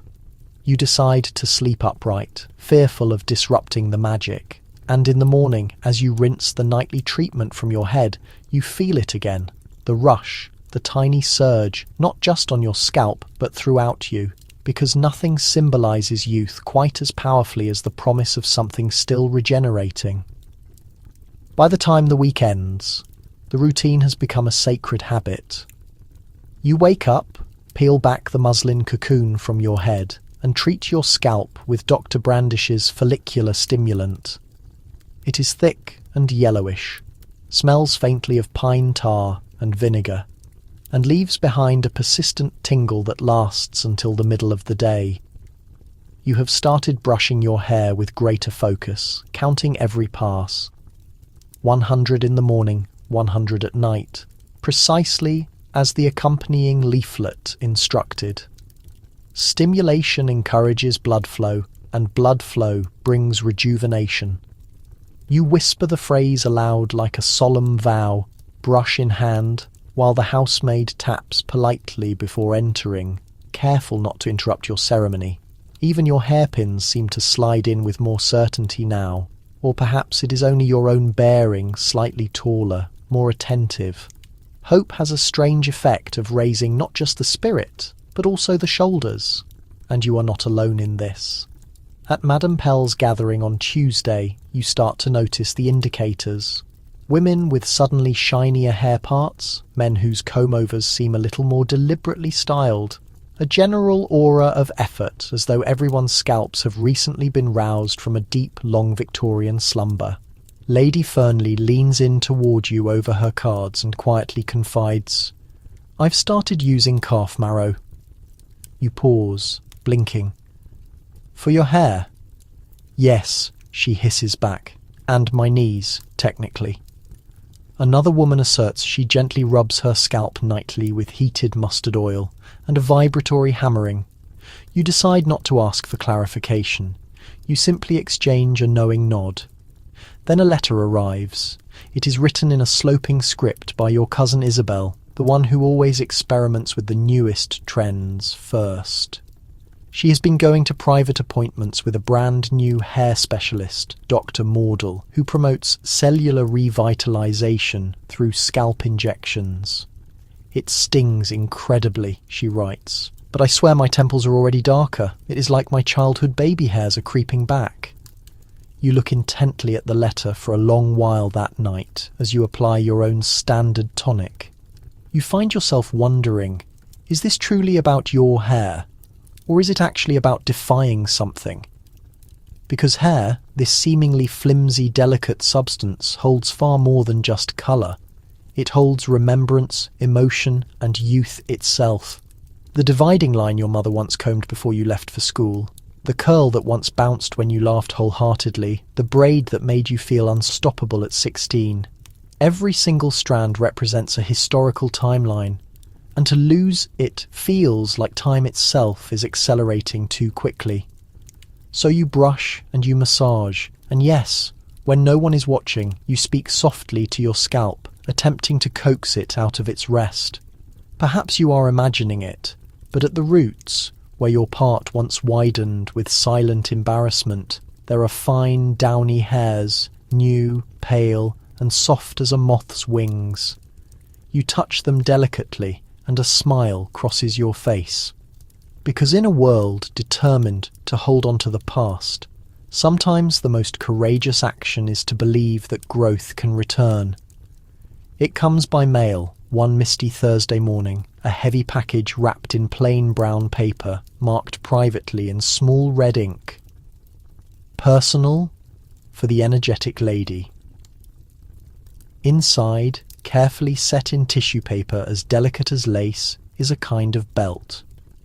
Not the type used to hold up skirts or cinch a waist. No, This is something completely different. A thick leather strap fitted with small copper studs, wires covered in cloth, and a peculiar crank on one side. Attached is a tiny folded instruction sheet titled the Home Galvanic Vibratory Belt. Restore your zest without disturbing the nervous system. You sit in your parlour chair, examining it closely. It buzzes softly when you rotate the crank. There is a gentle whirring noise, followed by an inconsistent but noticeable vibration, like a mouse politely trying to gain your attention. The pamphlet promises a myriad of benefits: restored circulation, better digestion, reduction of sagging facial features, and strangely, reawakening forgotten sensations. You lift an eyebrow, then continue reading. These were the miracle devices of the time. Victorian health machines sold through catalogues with illustrations featuring bright-cheeked women smiling demurely as small electric contraptions pulsed cheerfully on their stomachs or thighs. You had ordered this one almost as a dare, a private challenge to yourself after reading Lady Hornsley's enthusiastic testimony in the Woman's Weekly Curative. I wear my vibratory belt every afternoon. It has entirely replaced my need for naps or male companions. So now, here you are in your sitting room, mid-morning, wearing a belt that gently hums against the stays of your corset. At first, the feeling is strange, but not unpleasant, a soft trembling beneath your petticoats. You feel your belly vibrate slightly, as if from unearned laughter. The movement spreads through your back, your hips, and your legs. It is oddly stimulating, like a secret your body has remembered before your mind has caught up. You turn the crank again, increasing the pulse. You grasp the arms of the chair and blink, realizing why they called this a restorative. Later, as you walk through the public park, your cheeks are flushed, not from cosmetic powder, not from embarrassment, but from something entirely different, a kind of internal current, a quiet energy. You pass two young women exchanging gossip near the duck pond. One adjusts her hat and murmurs, "She is glowing, like she has absorbed the spring season itself." You offer a small, private smile, letting them wonder. Once home, you put the belt away in a velvet bag and slide it under your bed. You will retrieve it again tomorrow, perhaps after lunch when the day starts to feel dull and the windows seem lifeless. But this is not about causing a scandal. It is about taking back control, because Victorians were rarely permitted to express their true desires openly. Instead, they invented ways to redirect and deliver vitality through buzzers, gears, tonics, and pills. If society would not let them name their inner yearning, they would address it privately, one tremor at a time. You drink your tea, sitting straight, hands steady, and for once you feel no tiredness, not even a little bit. You begin to observe it everywhere, not the belts themselves, which are always carefully hidden, tucked away beneath smiles and skirts, but the look, the unmistakable reddish glow of the cheeks, the eyes that are unusually bright, the slight upturn of a woman's lips when she believes no one is looking at her. Mrs. Fairley, who used to droop like a wilting flower during Tuesday afternoon teas, now sits perfectly upright, her posture almost regal. Lady Fenimore's profound sadness, which once permeated every sound in her voice, appears to have vanished completely. She has started playing croquet again, even in the middle of winter. They never discuss it openly. No one ever speaks of it, but there are meaningful glances, the occasional quick adjustment of a dress's waistline, and once in the hat shop, a soft whirring noise beneath a nearby woman's shawl that suddenly stopped when she noticed you listening. You wonder how many of these women have secret power sources stitched into the lining of their composure. It is not just belts, of course. There are now gloves, humming gloves threaded with copper mesh, claimed to firm the wrists and fingers, and the vibrating corset stays, rumoured to apply gentle pressure against the lower back to enhance not only bearing but also confidence of movement, whatever that truly means.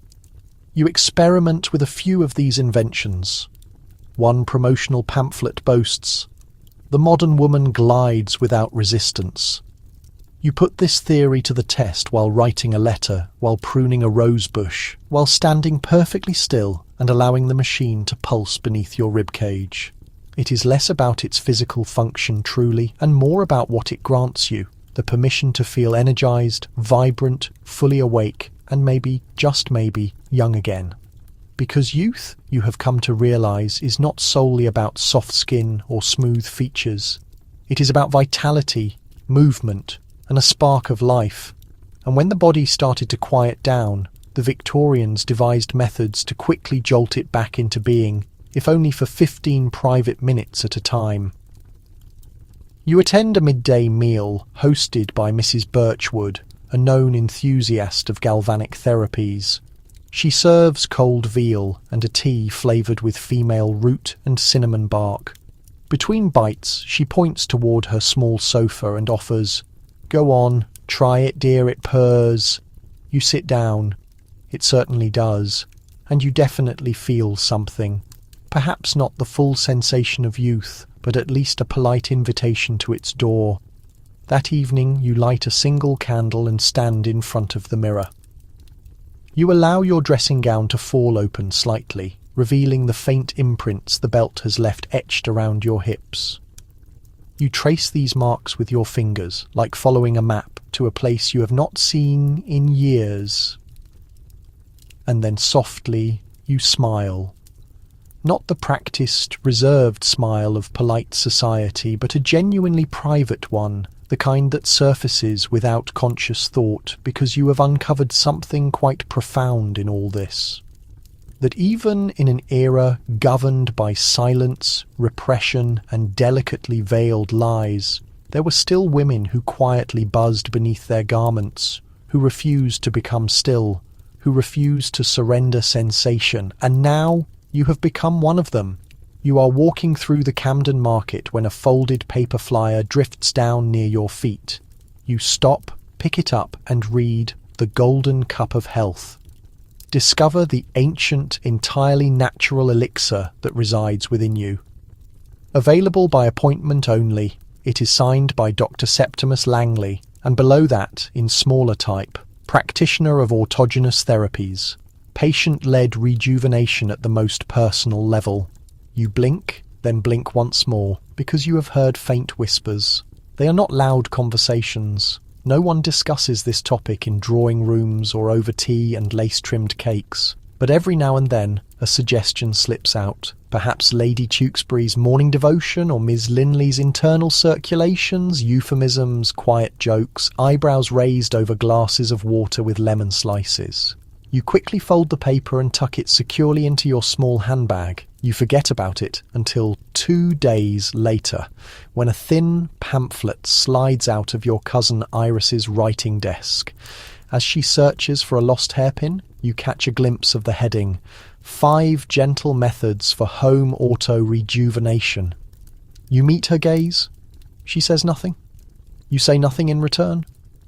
But later that night, you retrieve the flyer and trace the words carefully with your finger. It is real. Then you schedule the appointment. Dr. Langley's rooms are neat, dimly lit, and strongly scented with violets. He wears thin wire-rimmed glasses and speaks very softly, like a man narrating a calming bedtime story. He welcomes you in, seats you gently in a large wing-back chair, and pours you a pale herbal tea before starting. There exist certain fluids, he says, that contain the very essence of youth. But the true fountain is not found in distant mountains or contained in bottles. It is within you. It always has been. You nod cautiously. He continues, in historical writings from India, Egypt, and even Rome, we find records of this exact ritual. Self-cleansing, self-reabsorption. The cycle is completed. The body restores its own vitality. You try hard to remain composed. Eventually, he explains the concept in more direct terms. Urine therapy.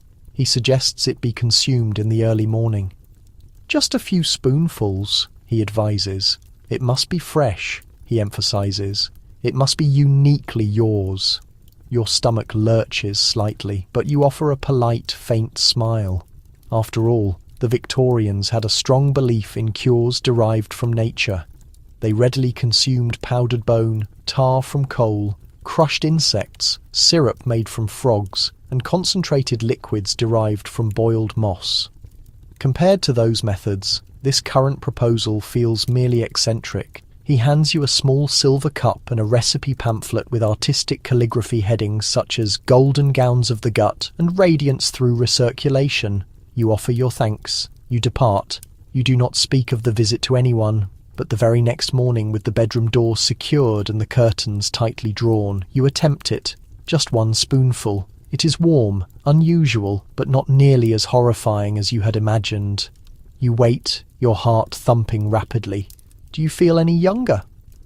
Not instantly, but perhaps a little brighter, a touch amused, slightly reckless.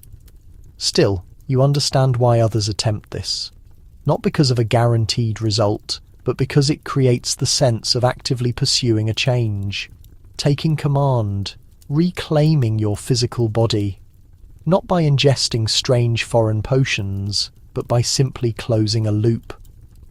You place the cup on your washstand, and for the remainder of the day you feel strangely serene, quietly defiant. Because among all the arsenical powders, monkey glands, and electric corsets, you have now joined the rarest category of Victorian woman, the kind who chooses to drink her own youth. The secret does not remain private for very long. Not because you confide in anyone, certainly not, but because secrets in these social circles propagate on their own, spreading through a shared glance, a whispered query, a knowing smirk over the rim of a teacup. It starts during Lady Margrave's luncheon. You are seated next to a woman known simply as Madame E, a specialist in herbal remedies who has a reputation for making statements like, "Lime water is for novices," and "My liver has managed perfectly without outside help since 1872. You truly do not intend to reveal anything. But then the conversation turns to achieving clear skin, and someone suggests using lemon juice, and Madame E lets out a loud laugh that sounds like a peeled apple falling onto porcelain. "Oh, my dear," she says, fixing you with a remarkably accurate gaze, "you have started the Golden Cup regimen, haven't you?" You nearly choke while eating your radish sandwich. She leans in closer. You possess a distinct glow, not achieved with powder, not with blush, simply recycled. You immediately blush, but she is correct. There is something noticeably different about you now, not something clearly visible perhaps, but certainly present.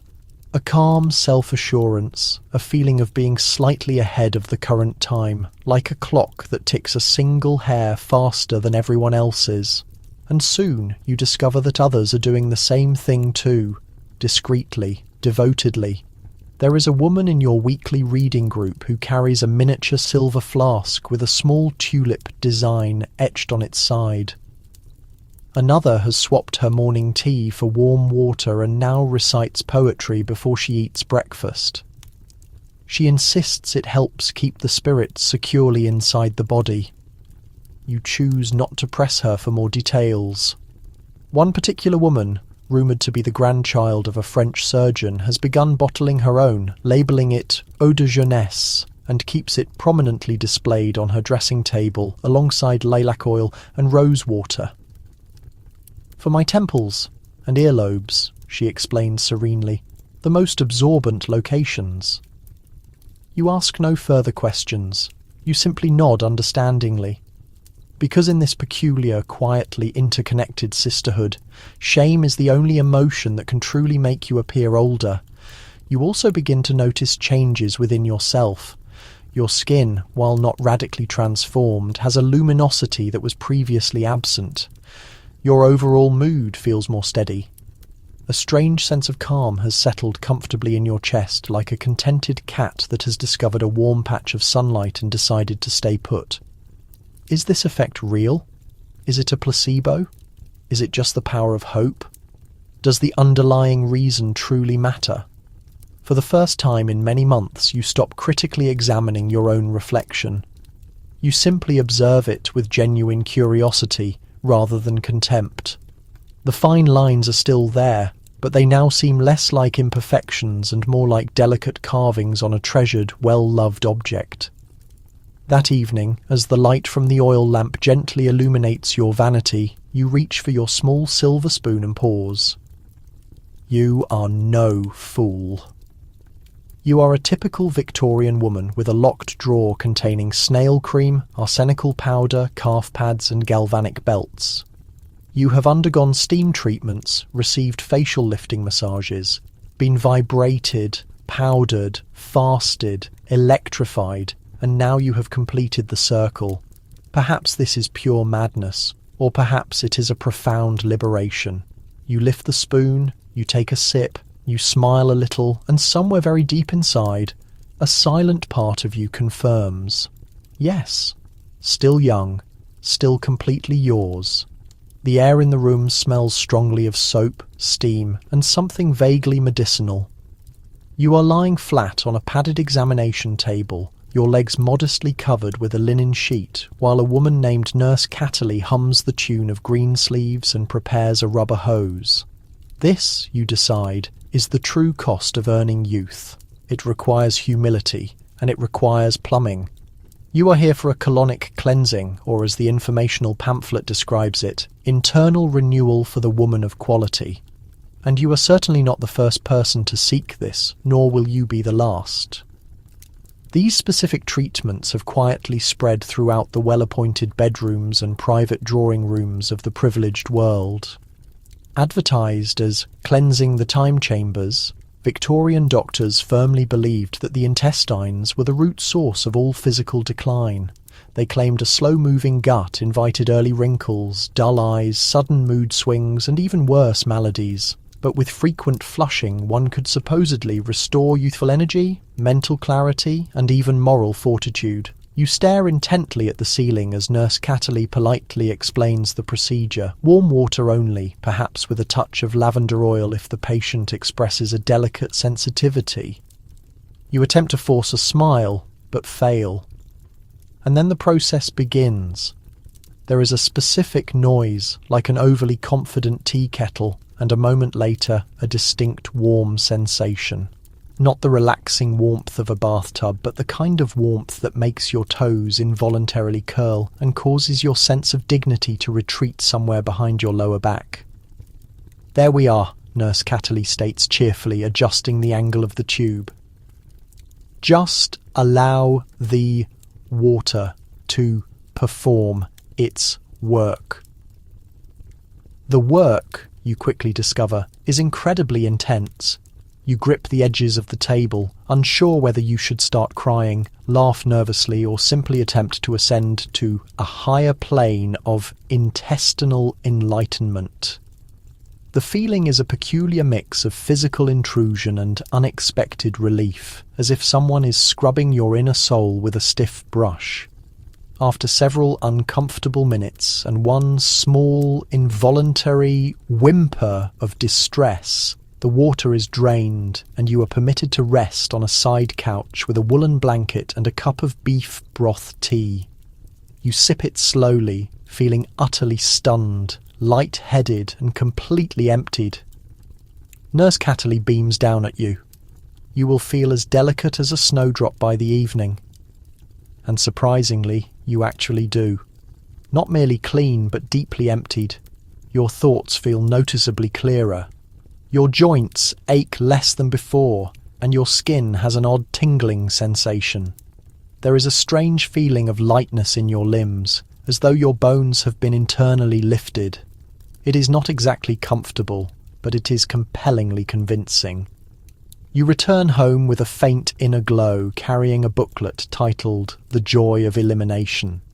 It includes a chart that maps various bowel-related moods, ranging from gloomy and forgetful to brisk and loose voluminous, and provides a specific recipe for intestinal tisane brewed from dandelion root, fennel seeds, and, alarmingly, pickled birch bark. That evening, you brew the tea. You place a warmed brick at your feet. You settle back into your preferred chair, feeling lighter than you have in many weeks, and you contemplate the possibility that if a youthful spirit cannot be summoned through lotions, belts, or blood, Perhaps it can simply be washed free. Because the Victorians did not just fear growing old, they were genuinely afraid of accumulation, of stagnation, of decay, the silent burden of whatever the body refused to let go of. So they meticulously flushed, rinsed and hosed their way toward an ideal of purity. And now you have done the same. You look out the window at the darkening street and softly whisper, brisk and luminous. And for this specific moment, you truly believe it. The following morning you wake up feeling lighter, not just in terms of physical weight, but in your thoughts, in your breathing.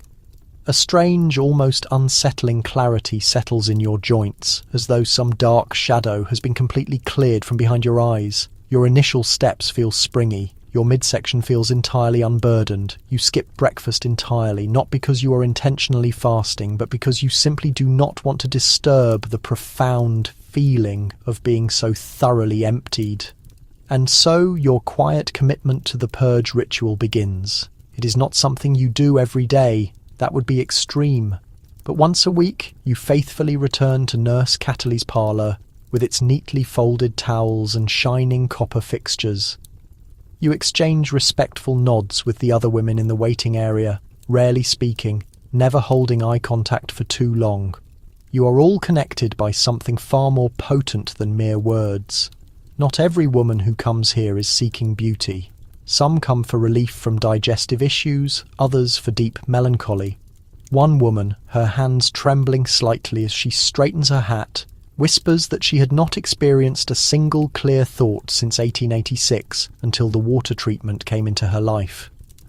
By your third session, the entire procedure feels almost like a spiritual ceremony.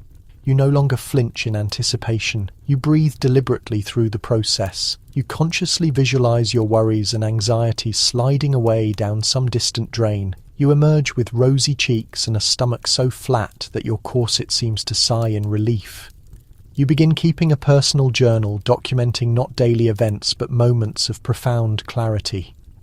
You meticulously record the instances when your thinking feels sharpest, when your skin achieves that desirable porcelain stillness, when you catch a certain angle of your jawline reappearing in the mirror, a tiny curve of the past quietly returning.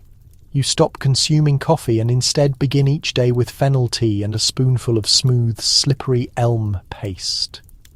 You begin to refuse rich dinners. A strange craving for plain boiled carrots overtakes you. During a luncheon, when Lady Chellingworth mentions her great fatigue, you suggest quietly that it may be her lower intestine. She stares at you, taken aback. You consider this. You look down into your own bowl of barley broth. I know, you confirm. The others at the table fall silent. They understand too. The news spreads quickly but discreetly. A doctor in Belgravia begins to offer hydrointestinal restoration treatments. A footman politely requests time off to accompany his mistress to a specialised, reputable clinic.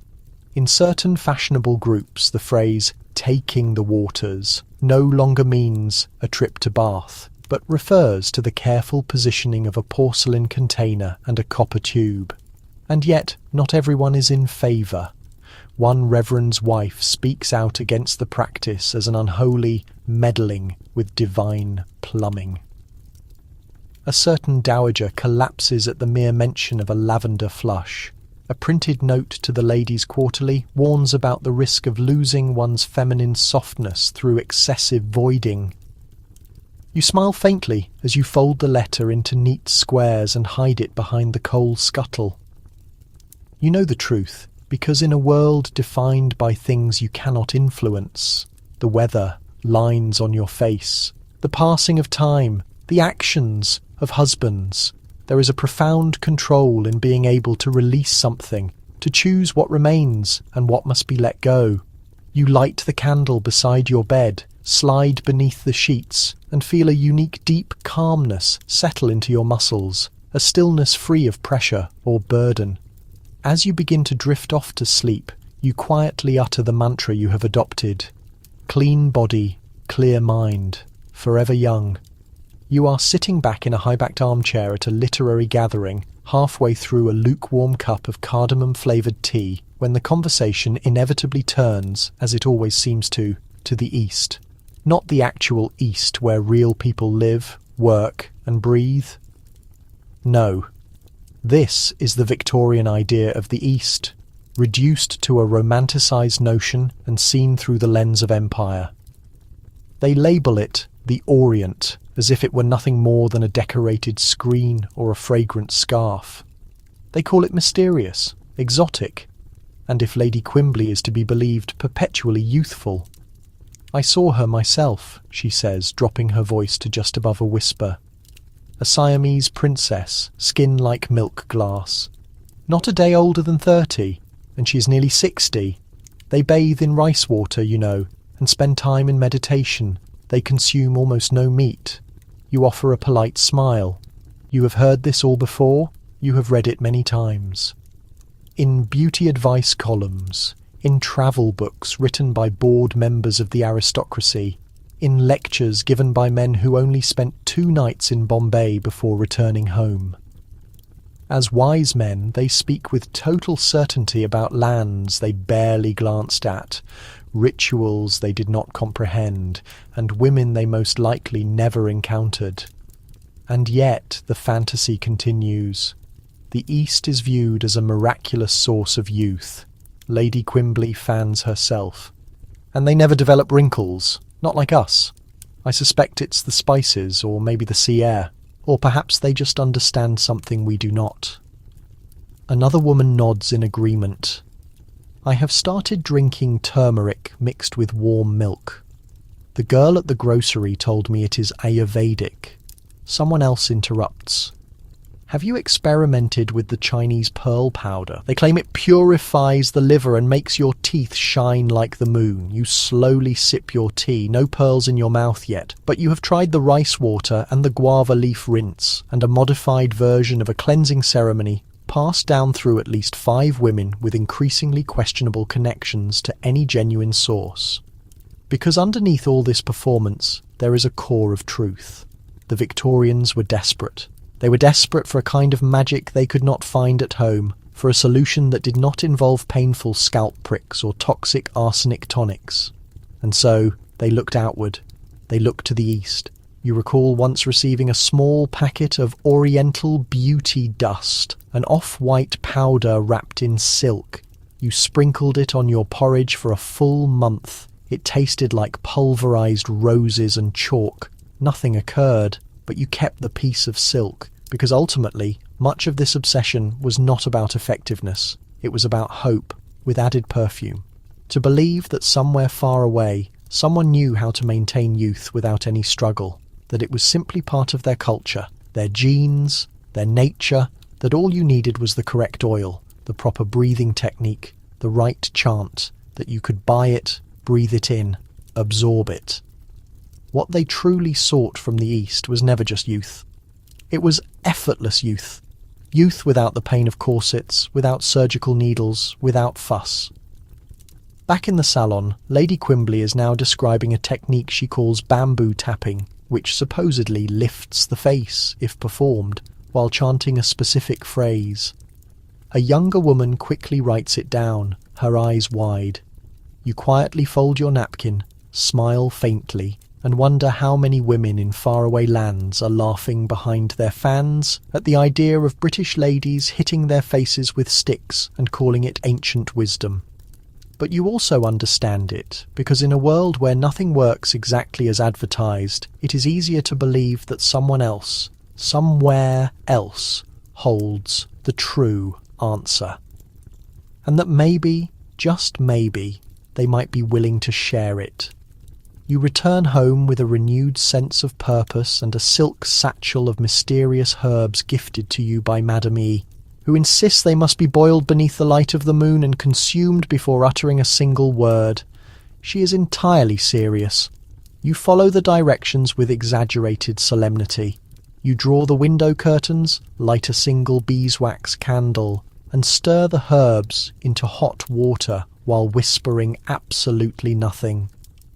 The scent is sweet and faintly floral, with a hint of something you can only describe as shoe polish from Calcutta. You sip it slowly, waiting for your complexion to brighten or your spine to tingle. Nothing happens, But in the morning, your dreams seem clearer. That is certainly something. Over the course of the next week, you incorporate Oriental customs into your existing routine. Not all at once, which would appear unsophisticated, but slowly, like a woman slipping into silk gloves, one finger at a time. You light sandalwood incense while brushing your hair, convinced that the scent is somehow straightening out your chakras, which you do not fully understand. You begin kneeling on the carpet every evening, hands open, eyes closed, meditating. Not because it brings you peace, but because a writer in The Lady's Companion claimed it restores a magnetic quality to the skin. You even order a jade roller from a catalogue. It arrives in a lacquered container wrapped in tissue paper and mystery. You drag it across your cheeks with slow, deliberate respect.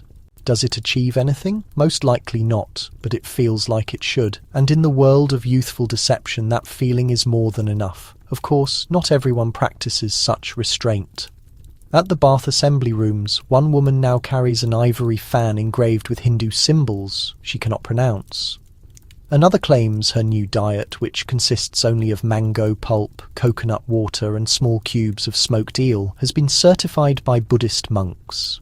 You have your doubts. You keep quiet, because beneath the flowing scarves and copied rituals lies a deeper desire, a craving not just to be young, but to be untouched by the consequences of age, social class, and time. These women are not simply chasing youth. They are chasing a kind of otherness, a form of womanhood untainted by European severity, a version they have never seen but desperately need to believe in. And in doing so, they disguise their fear of aging in cloth and fantasy. It is easier somehow to believe that true wisdom is across the ocean, in temples and foreign gardens you will never visit, than to acknowledge that your own youth is irretrievable, only capable of being imitated, only something to be hoped for. Still, you continue your practices. You mix turmeric with cream and apply it as a face mask. You purchase a small brass bell, which you ring each morning after applying your guava serum. You repeat the words tranquility and rejuvenation as if they were magical spells. And every once in a while, when you catch your reflection in the perfect light, warm, soft focus, you swear you see something new. Not just prettiness, not just youth, but a certain mystery, an indescribable shimmer, a history that is not entirely yours, yet one that makes you feel as though your face might be capable of timelessness. You extinguish the incense, you bow to the empty space in the room, you believe the sun has barely emerged, but your day has already started. With a brush, a bristle, and a firm upward stroke, you are dry brushing your entire body from your ankles up to your collarbone, as recommended by the Youthful Form Almanac for ladies. Not to exfoliate, not for grace, but to stimulate circulation, to awaken the vital essence, for your blood to move like a fountain of eternal girlhood. The mirror shows your skin turning pink with every pass. You flinch slightly at the harshness, but you remind yourself that beauty is seldom gentle, not in this era. After all, Victorians were dedicated to friction, believing that youth could be summoned through rubbing, hitting, pummeling and tapping. If the skin turned red, it was working. If it stung, even better. Vitality, they insisted, resided just beneath the skin and needed only a bit of encouragement to rise to the surface. You go down to the parlour where the morning maid has laid out your vibration belt. Yes, the belt. It wraps around your hips like a serpent preparing to strike. You step inside it, grasp the brass handles, and flip the switch. The machine starts to hum, making a sound like a quiet earthquake, then begins its rigorous action. Your teeth rattle, your bones shake, your thighs tremble like aspic, yet you persevere. Because you have read the pamphlets. Vibratory stimulation encourages the renewal of the lymphatic system. Fat is said to dissolve under constant agitation. The woman who shakes never develops wrinkles. You choose to believe these things because to doubt them would mean questioning the hours, the years you have spent vibrating in pursuit of youth. Upstairs, your neighbour has installed a suite of massage devices that look more like a medieval torture rack than a beauty apparatus. Straps hang menacingly from metal arms. She fully endorses it. You simply lie there, she explains, and allow it to massage away your sins. Another friend swears by skin-slapping 30 minutes every night with a velvet paddle. She claims it lifts the cheeks and corrects the jawline before demonstrating a method that appears more like punishment than cosmetic care. You attempted this once. Only once. The sound of it alone haunted you for several days. Still, the underlying concept is captivating, that the body can be roused, that youth is not gone but merely dormant beneath layers of idleness, and so you scrub, you slap, you roll across textured mats said to energize the spine centers. You hang upside down for 5 minutes each morning, your feet secured in a leather contraption nailed to your closet beam. You have not been still for weeks because movement in this world is considered medicine. The salons are filled with chatter about blood flow, muscular motion, tissue regeneration, and energetic stirring. It is no longer about what you consume or drink, but how frequently you bounce. At dinner engagements, ladies compare their bruises like military decorations. Oh, the mark on the inner thigh, that is from the belt. This one here, my Swiss pummeler. Isn't it amazing? You nod. You smile, you sip your broth with hands that are barely steady. You have not sat in complete calmness for days. Even reading is now done from a vibrating chair. But you feel something different.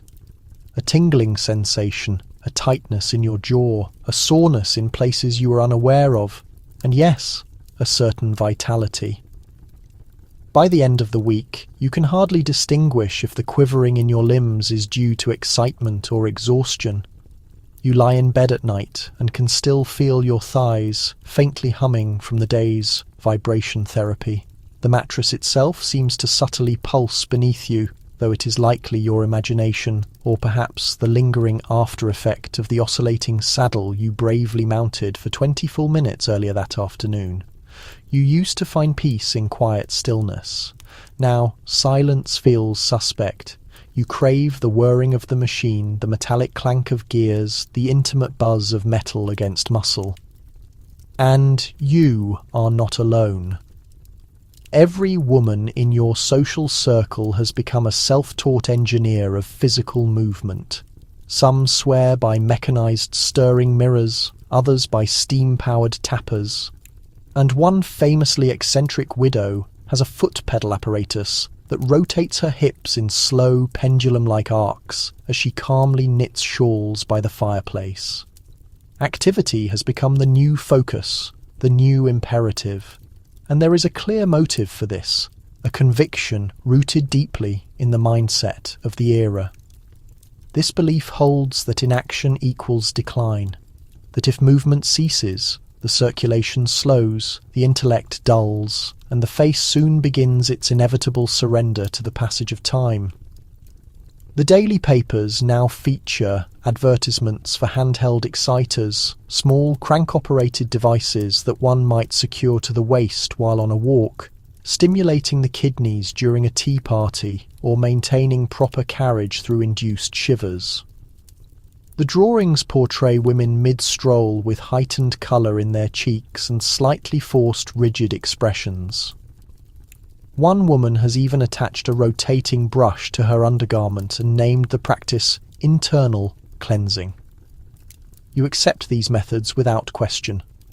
You start to perceive youth not as fragile beauty, but as endurance, the capacity to withstand constant motion, to recover quickly from a sharp jolt, to spring back refreshed and vibrant. Following each intense application of movement, it transforms into a kind of competitive exercise. You push your own limits. 12 minutes on the machine becomes 20. You turn up the regulator dial on your facial massaging apparatus. Your nightly abrasive skin treatment is performed with the rigour of a devotee seeking absolution, and you observe the results. Your skin is firm, your gaze is clear. You have not suffered a minor ailment in months. The faint soreness in your lower back feels strangely empowering, as if your body is constantly confirming, yes, I am still vital. At social gatherings, you can immediately identify the ladies who have embraced the discipline. It is a commitment, as one person playfully labelled it. There is a distinct glow in their eyes, a subtle flush beneath the skin. They sit upright, they take measured sips of their drink. Their corsets, though binding, appear worn like battle armour. And when conversation drifts to the subject of growing older, as it invariably does, these women remain composed. One even offers a subtle, knowing smile. Motion, she remarks, is the single source of lasting vitality that does not run dry. You share a laugh with the others because you have experienced the same sensation. That current beneath your skin, that clarity born of intense friction. The deep breath after a treatment, the satisfying ache, the sensation of life resounding through you like a steady beat. You are no longer seeking stillness, you are vibrating toward renewed youth. The surrounding air smells of lemon cleanser and extracted rosehip. As you slip into your final outfit of the week, white silken gloves, a light blue promenade dress, and a delicate mesh covering over your forehead, held in place with mother-of-pearl ornaments. Your complexion radiates partly from the soft morning light and partly from last night's final beauty regimen, a hydrating cream infused with ground gemstone and diluted essence of avian feather. The instructions offered no specifics about the feather, only that it must be black, shimmering, and obtained in an ethical manner from a spiritualist preservationist. You complied. Now, as you step out onto the street for your constitutional, you carry not only your shade, but also a tiny glass dispenser of scented water in your purse, just 3 bursts every half hour to maintain skin moisture. You learned that tip from a column entitled Mist and Manners. This is no longer mere vanity. This is a deliberate practice. You have endured arsenic wafers and ornamental bee stings. You have experimented with reptile oil and exotic animal extract. You have consumed sweet pills shaped like jewels and soaked your feet in mixtures of dairy and fragrant leaves. You have struck, scrubbed, shaken, focused, sweated, inverted, and breathed deeply, all in pursuit of a singular objective, not to recover youth, but to perpetually appear youthful. Because in this society, there is no graceful maturation, no esteemed silver-haired elegance. A woman must either defy the calendar or fade from view. You pass the hat shop's window and catch your image, smooth, aware, framed by the expected fashionable reserve. You could be 25, you could be 45, you could be any age at all, and that is the true achievement.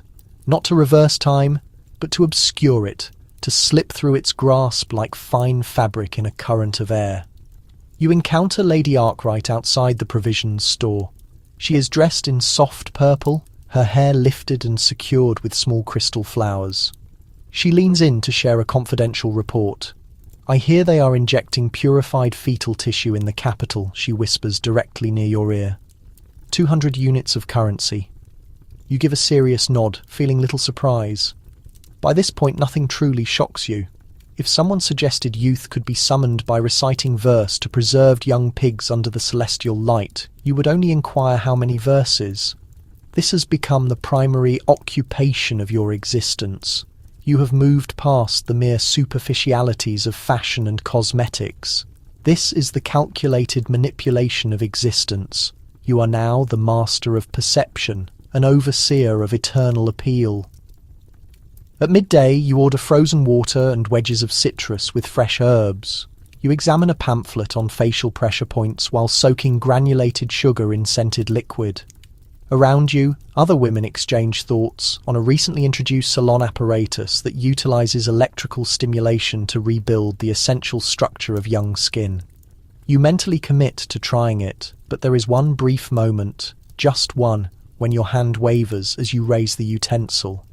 It is so slight that no one else detects it, but you register it, a notification, subtle and sharp as the tip of a sewing pin, that your youth is not genuinely permanent. Only the outward show is. You straighten your posture, adjust your facial covering, and refresh your cheeks, because the fundamental secret to maintaining a youthful appearance in this society is to never let them see you hesitate. That night, you spend a longer time before the mirror, not out of distress nor simple self-regard, but profound respect. Your face, illuminated by the warm glow of the fixture, holds the memory of innumerable preparations, trials, and private ceremonies. Your gaze reflects not naivete, but control. You are no longer chasing youth. You have become its careful administrator. Every wrinkle you have minimized, every pulse you have stimulated, every dusting of powder and drop of scented fluid. These were not desperate measures, they were acts of resistance, deliberately organized against the slow turning of the universal mechanism. You consider the others, Lady Elsbeth with her toxic plant mixtures, Mrs. Warrington, who is certain that a single drop of precious metallic liquid under the tongue provides her with the energy of a younger self. That unfortunate individual who attempted the electrical headwear and has not quite recovered their natural blinking.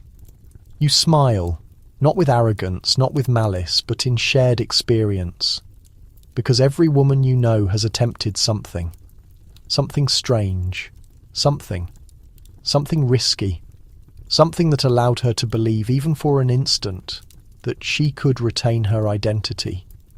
And perhaps that is the most enduring aspect of this entire age.